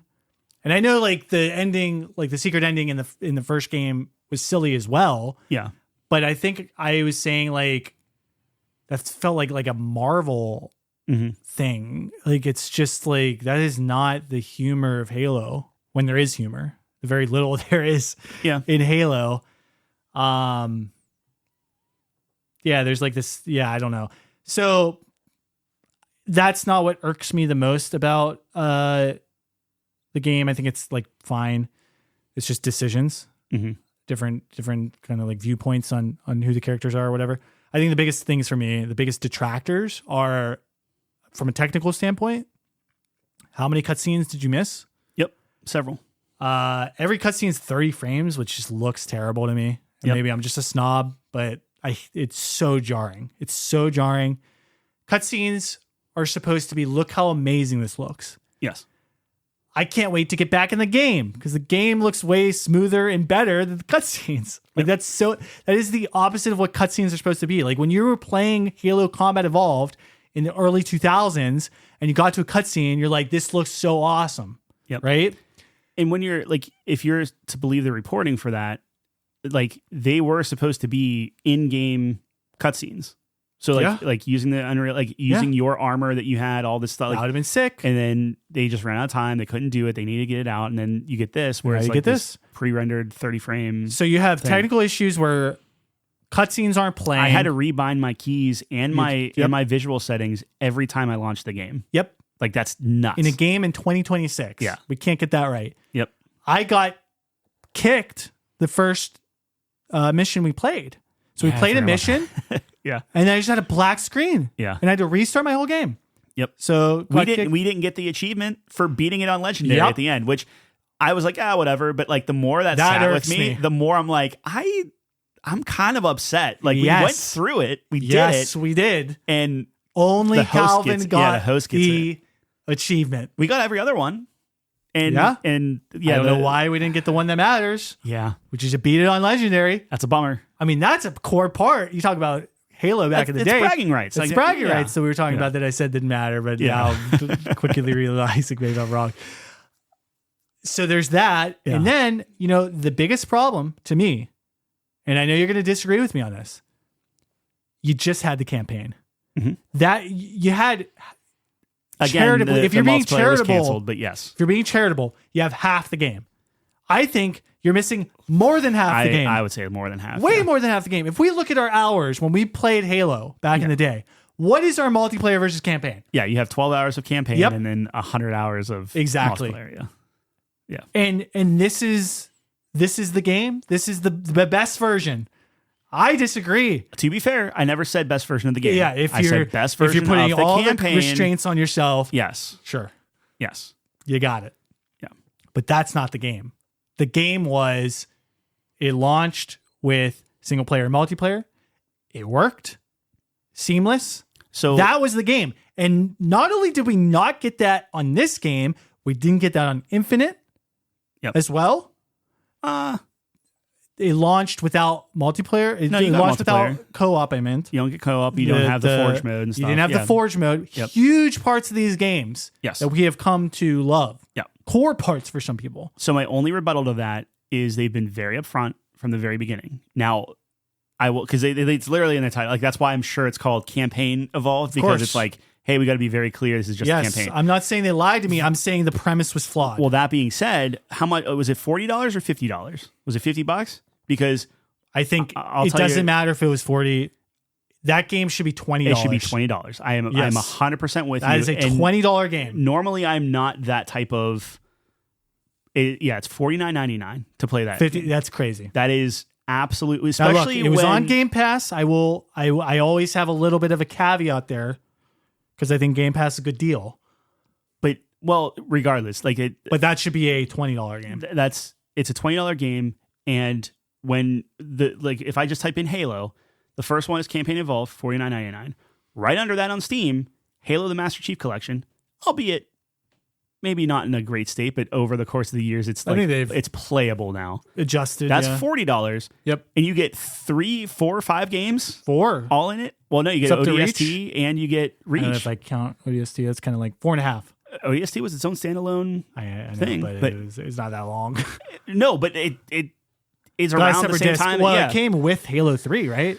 You got a combo I had pack. the You can do flippy thing on the disc. tray. Regardless, you Yeah. get a significantly Yes. Yeah. Okay. more fair. content Fine. for Five $10 games, 5 less. games. So Yes. that's the value prop that I don't understand. Insane. That is greed. That is like in this type of world, like that $20 is even pushing it. That's like saying, hey, I want $20 for, or I guess what Pokemon charge? 30 for Leaf Green. Yeah. It's that $29.99. It's that level. Yeah. That's insane to me. I'm just gonna go download it because I lost it in a fire. Well, exactly. Yeah. And play the exact same game. Yeah. The exact same game. Yeah. You didn't that at least you could argue this was in a different engine. Sure. That's the exact but even same that, game. that's what the $20 is for. If this was The $20 is for, hey, you want your Charizard? You want it in your Pokemon home? Pay me $30 right now.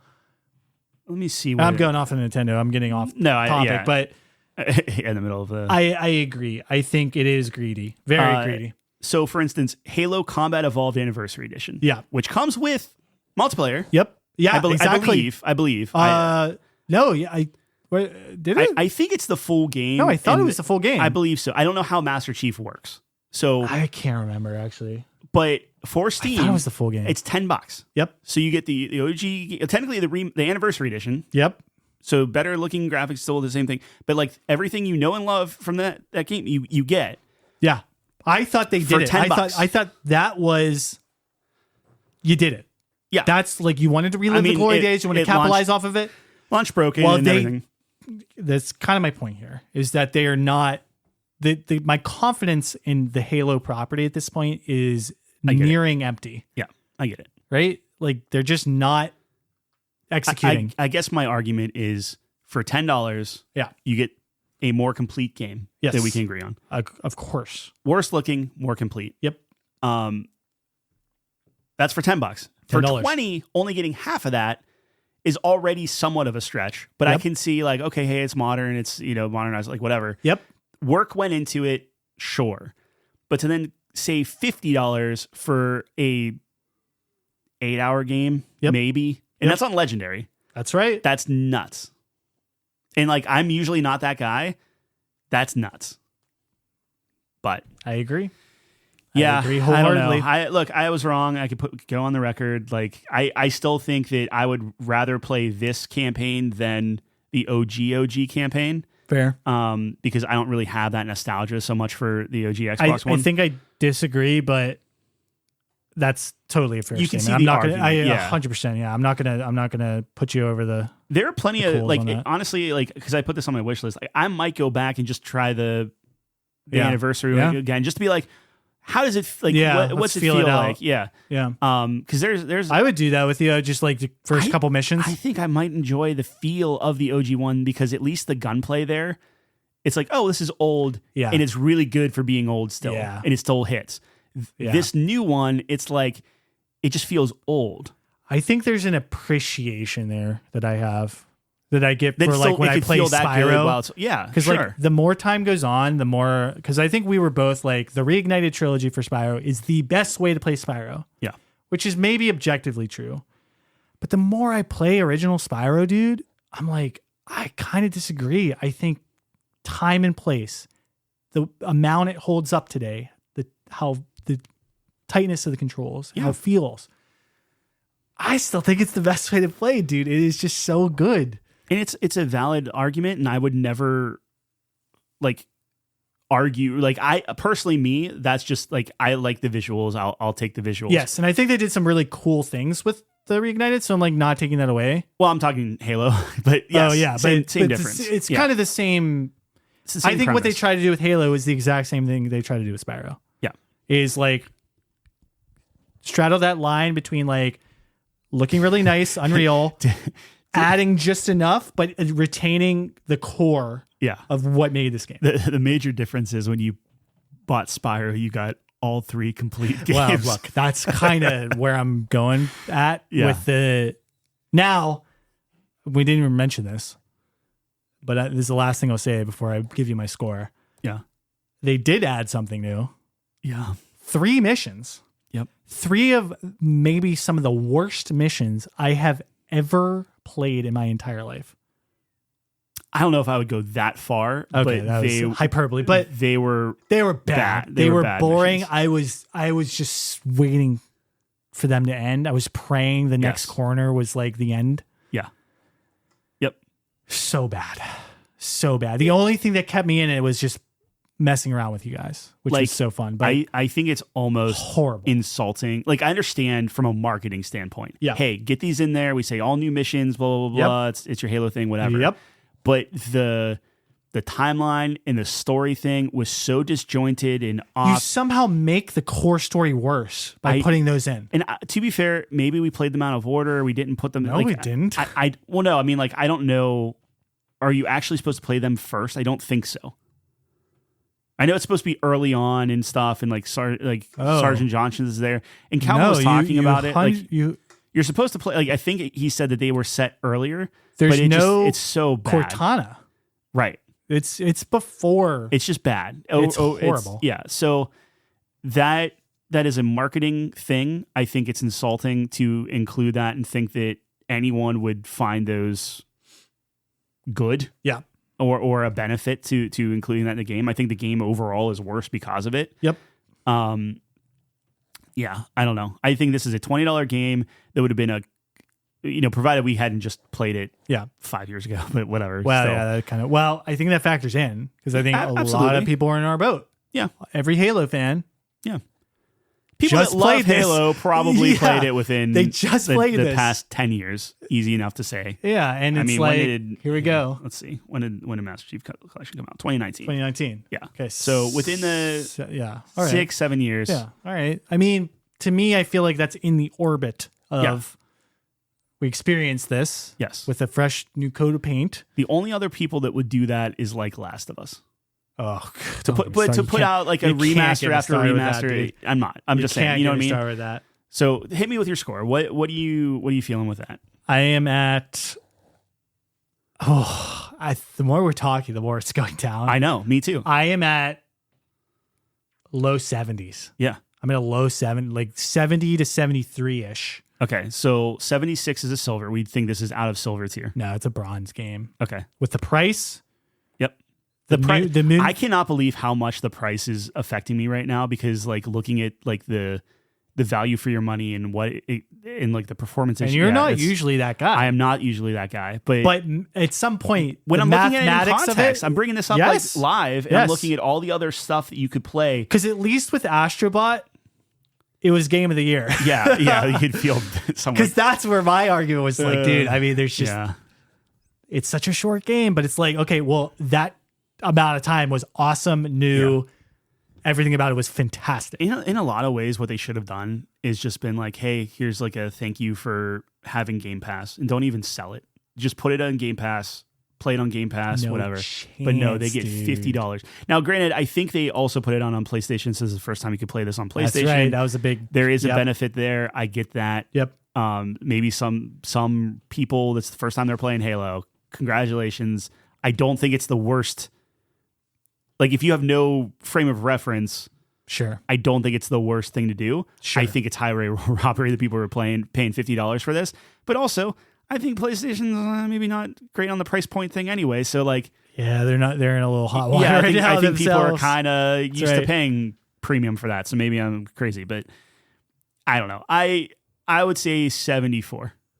So, like, I think an easy score would be 75. Like, you're almost at silver, but you did. I'd rather play Mouse PI, and I know you don't like doing that.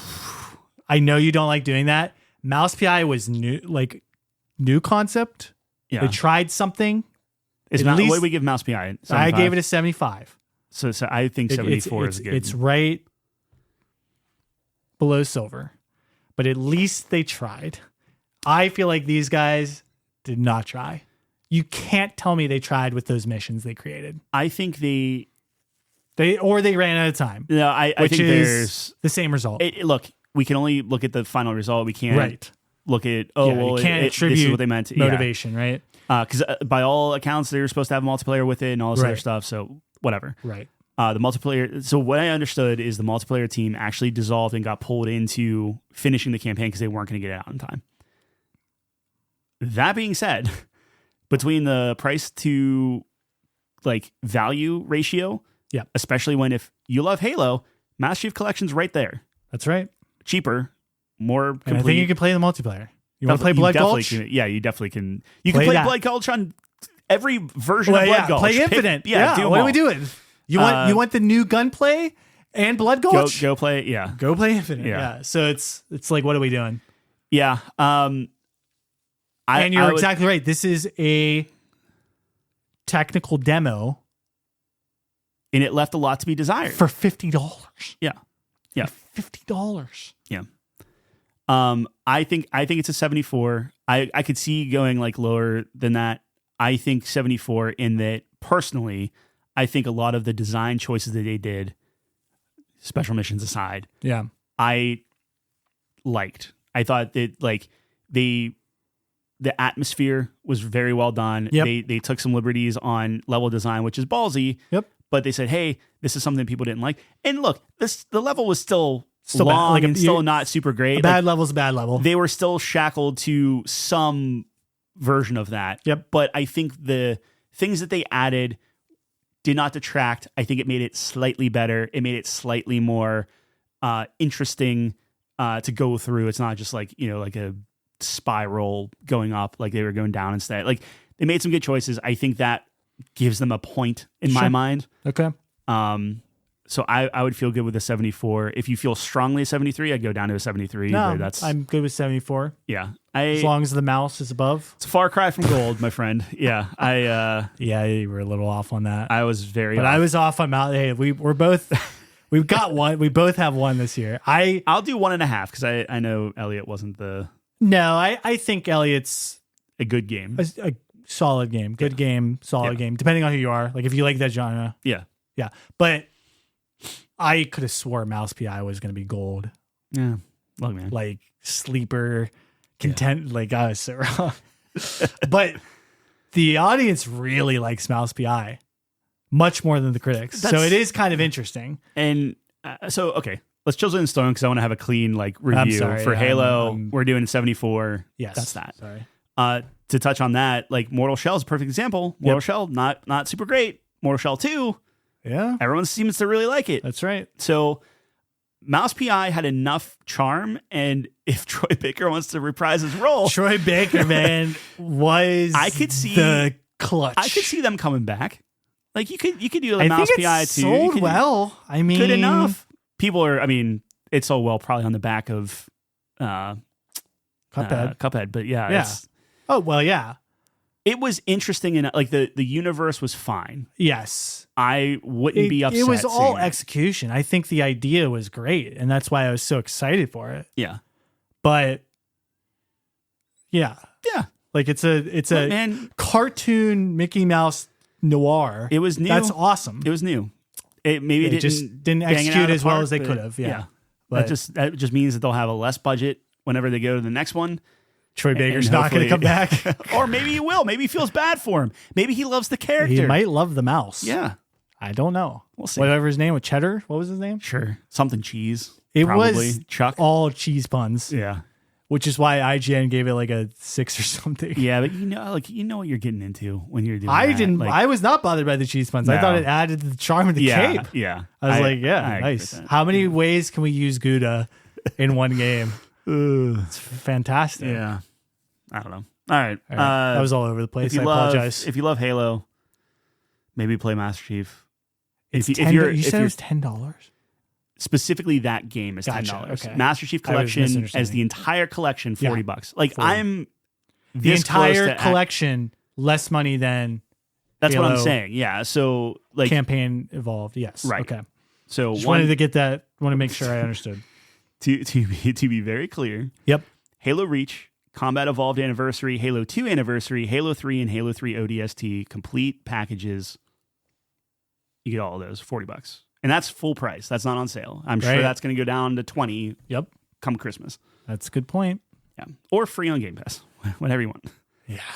I think I might buy that on Steam though, just so I have it. I didn't realize I didn't have it. Interesting. Yeah. They're not taking that off of Game Pass. No, absolutely not. But I want to like quote unquote Oh, I own, gotcha. air You quotes just like- own it. you like Yeah, it. I want a part of my collection Till they take it away from you. until they take it away. 100 years from now. Sure. All right. I'll just play the remaster. That's right. Remaster. The 5. remaster of the remake. Yeah, Yeah, that's whatever. right.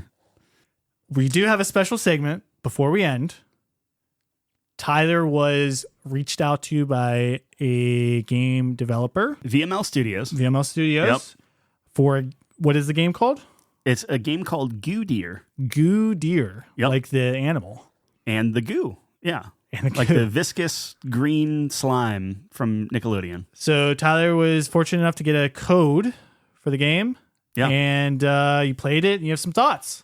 Yeah, I have 4 or 5 hours into it, I think. Something like that. Wow. Yeah, I put a little bit of time into There it. you go.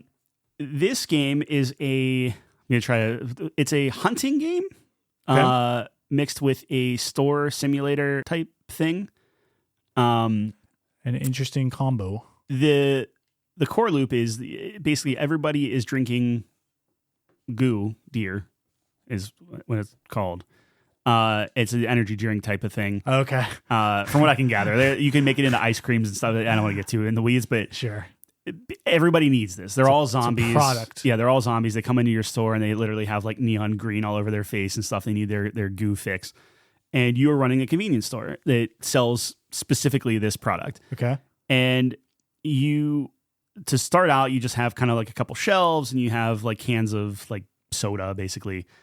They come in, they take the cans, they bring them on the register, you ring them out and you give them change. And it's like, it's a very simple one of those type of like, if you play any of the convenience store simulators or trading card simulator, which I played a ton of back in the day. So like it's that mindset.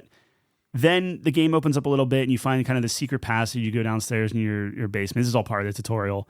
You go down to the basement and you find out how Goo Deer is made, which is essentially you're taking a deer carcass and you're chopping up into meat. Then you take the meat and you grind it into like kind of a softer meat. Then you put it into this like I don't even know, like distillery type thing that like turns it into a liquid. It just comes in like almost like a big gasoline jug thing. Mm-hmm. And then you put that into a production of like you just putting it into the actual cans. I got So you you. get a box of cans. So you get, for every deer carcass, you get about, I think, 24 cans, if I'm not mistaken, Of goo? Of goo, Okay. which they fly off the shelves. These people are, It sounds like they're almost Freaks. addicted to it. they're addicted to it. Oh, okay. Yeah, no, so you're they're- kind of they're running fiends. yeah. So you're doing that. And the idea is you make enough money that you can upgrade like your shop, get more shelves, which means you can put out more product. And you can adjust the price of the product. And you have to like look at their word bubbles. There's like, oh my gosh, this is super cheap, or this is way out of my price range, as they're literally still taking things off the shelf. So I was usually pushing maybe $5.25 per can, which is high, but like I'll take it. Okay. So there's that mechanic. You have a computer that you get emails from, and that's kind of a bit of the story. And it's like, oh, well, there was a previous store owner, and I don't want to get too much into like spoilers, but like the mayor's talking to you, and like the company like CEO is talking to you. You can like video conference it, and it's interesting. But then you can hire staff, so you can have somebody doing like your checkout for it, or making the goo downstairs, or like a box boy kind of like running stuff up and putting it on shelves. And the idea is you make enough money to essentially automate your business, right? Okay. Yep. And then you just kind of fill in where you need to fill in. That's the main loop. Then you have the hunting loop where you go out your basement door, you pick up a rifle, and then you go hunt deer. And you're running around, you're looking for like, like you can find bucks, you can find like, and you get their antlers, which makes even more stuff and things like that. But you go around, you hunt them. There's like a man deer that you see in the trailers, but like he'll hunt you sometimes. So that's where like the horror thing comes into it and stuff. You have that going on. And then back at home, if the addicts are upset, they'll like just try to set your store on fire. Oh, as one does. Wow. So you have to like make sure you're either hiring a bodyguard type thing for your store, yeah, or you have to be there to like literally punch them away until they run away, and then you have to like extinguish the fires in your store. Otherwise, your store just burns up. It took me several runs to realize what was happening because I would be like out hunting, yeah, and it just said like your store is on fire, and then it took me so long to run back to the store that I would just lose by the time I got there. Oh, so you can game over.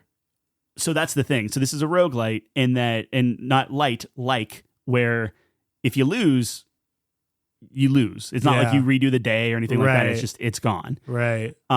Which is very defeating.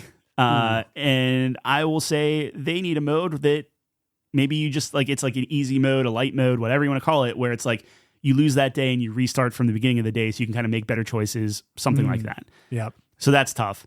It is very unforgiving in that like it takes so long to make the goo that if you don't think ahead of like, okay, I got to be back by actually like your store opens at 7 p.m. because zombies are only out at night apparently. I can see that. Yeah. Yeah. But you got to be back by like noon to make enough goo for your store. 7-hour window. Dude, well, it's like every second is a minute in the game. So like it ticks down pretty quickly. Heads up, yeah. But man, is it like, I'm like rushing around trying to do stuff and like it's hard to prioritize like, okay, do I want like faster machines or do I want people to actually help me out at the store? And you have to pay for the person to unlock them, but then you also have to pay their salary daily. Right. And if you don't have enough, they just leave, which I didn't know.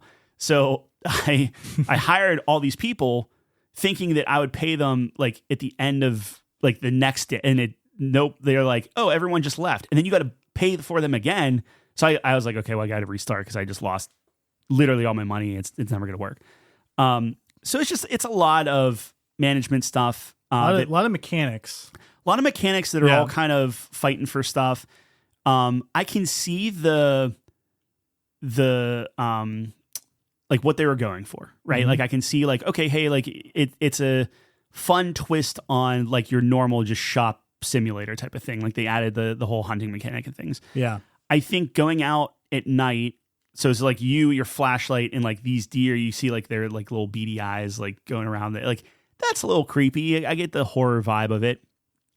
I think it's a little tough when you're talking about like draw distance and graphics. Like I have the graphics all the way up. But like it's a low poly, like a low rendered game, which is just like an aesthetic. I get that. The view distance is tough. Deer can see you like a mile away, which I guess is probably closer to real life.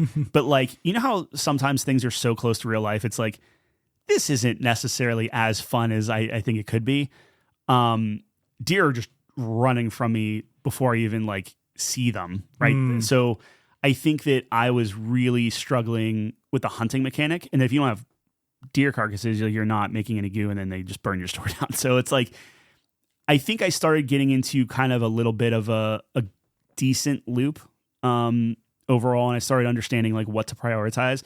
But it is very much trial and error for something like that. So I don't know. I'm gonna give it a little bit more time, see if I can get like the next. Like I said, like you can get like ice cream and stuff. So I unlocked ice cream, but you have to unlock the refrigerator, store the ice cream. It's a whole thing. So I'm gonna try to get there, see what I can do there. But ultimately, you can like set traps down. You can go hunting for the man deer and try to like get him. And like there's emails kind of like alluding to it where it's like, oh, if you take him down, I'll give you like $1,000 or whatever. And it's like, cool, like I could use $1,000, you know. Mm-hmm. But yeah, I don't know. I think if you're into a management sim, you also have to really be into hunting. And like you can't just do the management, I guess is my thing. Like you have to be okay with the horror aspect, the hunting aspect, the management thing. So like if you're like, oh, I want this cozy like zombie management simulator, I don't think this is the game for you. Just like, oh, I just want to go out and hunt deer, also not the game for you. So I think you need to, I don't know what the Venn diagram of that looks like, but you need to have both and really want to do both of those things. I'll be honest, I feel like on some levels, this feels more of like an early access thing. Normally that would be more of a negative connotation, but I will say like the developers, like if you look at like the logs of all the different they're constantly updating this thing based off of like feedback. So like good on them for doing that. I hope they continue. But yeah, for me, it does sound like maybe it could benefit from difficulty slider. Well, they added that, right? So like they added an easy mode, which is what I ended up going on to. Oh, you just meant the actual mechanic of starting over. Yes. Because that doesn't change. That does not change no matter what. Gotcha. Okay. Yeah. Now, so the easy mode, the deer still see you from very far away? Yeah, the easy mode, I think, from what I could understand, like you start off with 20 bullets on regular, you get 40 on easy. So you can miss a little bit more of that kind of thing. Sure. It seems like there are more deer in easy mode. I don't know if that's the case. Maybe I just got better as I did feel myself getting better as I saw how like the deer moved and stuff. Like eventually you can kind of like corner the deer in an area where they have to run by you to get out of like the backwoods and things like that. So like I was learning the mechanics of the game. Now the one thing that I would be curious on is like, does it open up beyond just the stuff that I've already explored? Because it's like, it's a big area back there, but at the same time, like I already covered it all. So I'm not really sure if it's just like, do I just keep doing the same trek, like loop around where I can usually get back now within like 5-7 deer. That's probably not a lot for a lot of people. I don't know. It was a lot for me. Like the first time I went out, I shot like a deer and I was like, this won't make anything for me. So I've gotten better at that. But I don't know if it like opens up beyond that. I've only run into the man deer once, and even that was like, he didn't really mess with me. And I don't know if I bugged him out or something, but like I was close enough to like another NPC that he kind of like looked like he wanted to attack me, but then like I just shot him a bunch of times. He like ran away. So I don't know, that might be a little weird. But yeah, I don't know. Like does it feel rewarding when you start getting the hang of like mechanics? Like you plan your day out right, you get back, you got a nice haul. Like, yeah. Are there like kind of those moments where you feel like you've overcome? So I am very much on the management sim part of it. Yeah. I don't really like hunting. So that's that's where I'm like kind of struggling overall for this game, because like hunting is such like a big piece of it. And I do get the fact of like, you know, when I go out the first time, I only got one deer. I come back and I have 7 and I have so much. Can you hire someone to do the hunting? Or I don't know if you can hire them to hunt. You can hire every other job, where I think hunting is mainly like, the idea is, hey, have all these guys run your store while you do that, while you go hunt. I think it might be interesting, like if someone's in your shoes where you really like the management side of it, maybe hiring someone to do the hunt. Or hey, maybe multiplayer where I just want to hunt. You take care of the store. That probably adds a lot, big element into it. Like 100%. Yeah, but I think that'd be interesting, because like you could technically hire someone to hunt for you, and then it doesn't stop you from hunting with them, so you could get more, right? So I don't know. You can get something, and maybe that unlocks down the line. I haven't seen it. Okay, yeah, that's a fair point. You can buy traps. Yep, so if you set traps up in like kind of like choke points for deer and stuff like that, I got one deer. I bought 2 traps and I only got one deer one time, so it's not like I could rely on them. But also I'm maybe just not good at it. Yeah, I'm not good at it. So I could see where that's more automated if you want to maybe don't focus on that. But for me, like I love running my own business. Like I worked in retail for how long? Like that's what I would be focused on. Right. It's just there's so many other things like making the product and like I spent more time making the stuff than anything, because even the guy you hire to make it, he's so expensive to upgrade, because you can upgrade all like their speed and stuff. He's just so expensive to buy, maintain, and upgrade. I was like, I'll just do it myself. Like I'd rather buy a cashier and a stock boy where I never have to go upstairs and even see the customers at that point. Right. So I don't know if I'm playing it right. Like I was looking at the leaderboard, because they have leaderboards on this. Oh, yeah. wow. Where it's like, oh, the top guy has like $200,000 in the bank or whatever, and I'm like struggling. I'm like, oh, I got $500 today. Oh my gosh, I can buy an upgrade or something. I'm sure it snowballs, right? right? It has to, right? Yeah. But yeah, I don't know. I'm gonna put some more time into it and kind of play around with it and see. But boy, is the like if you lose, because it's like the other thing is like I've been grinding and I probably put an hour to it, like figuring it out, and then these last like few hours has all been on the same run, and it lets you save whenever and quit out, which is I'm very happy for. But it's like if I die, it's like how much am I going to want to restart back at like literally square one?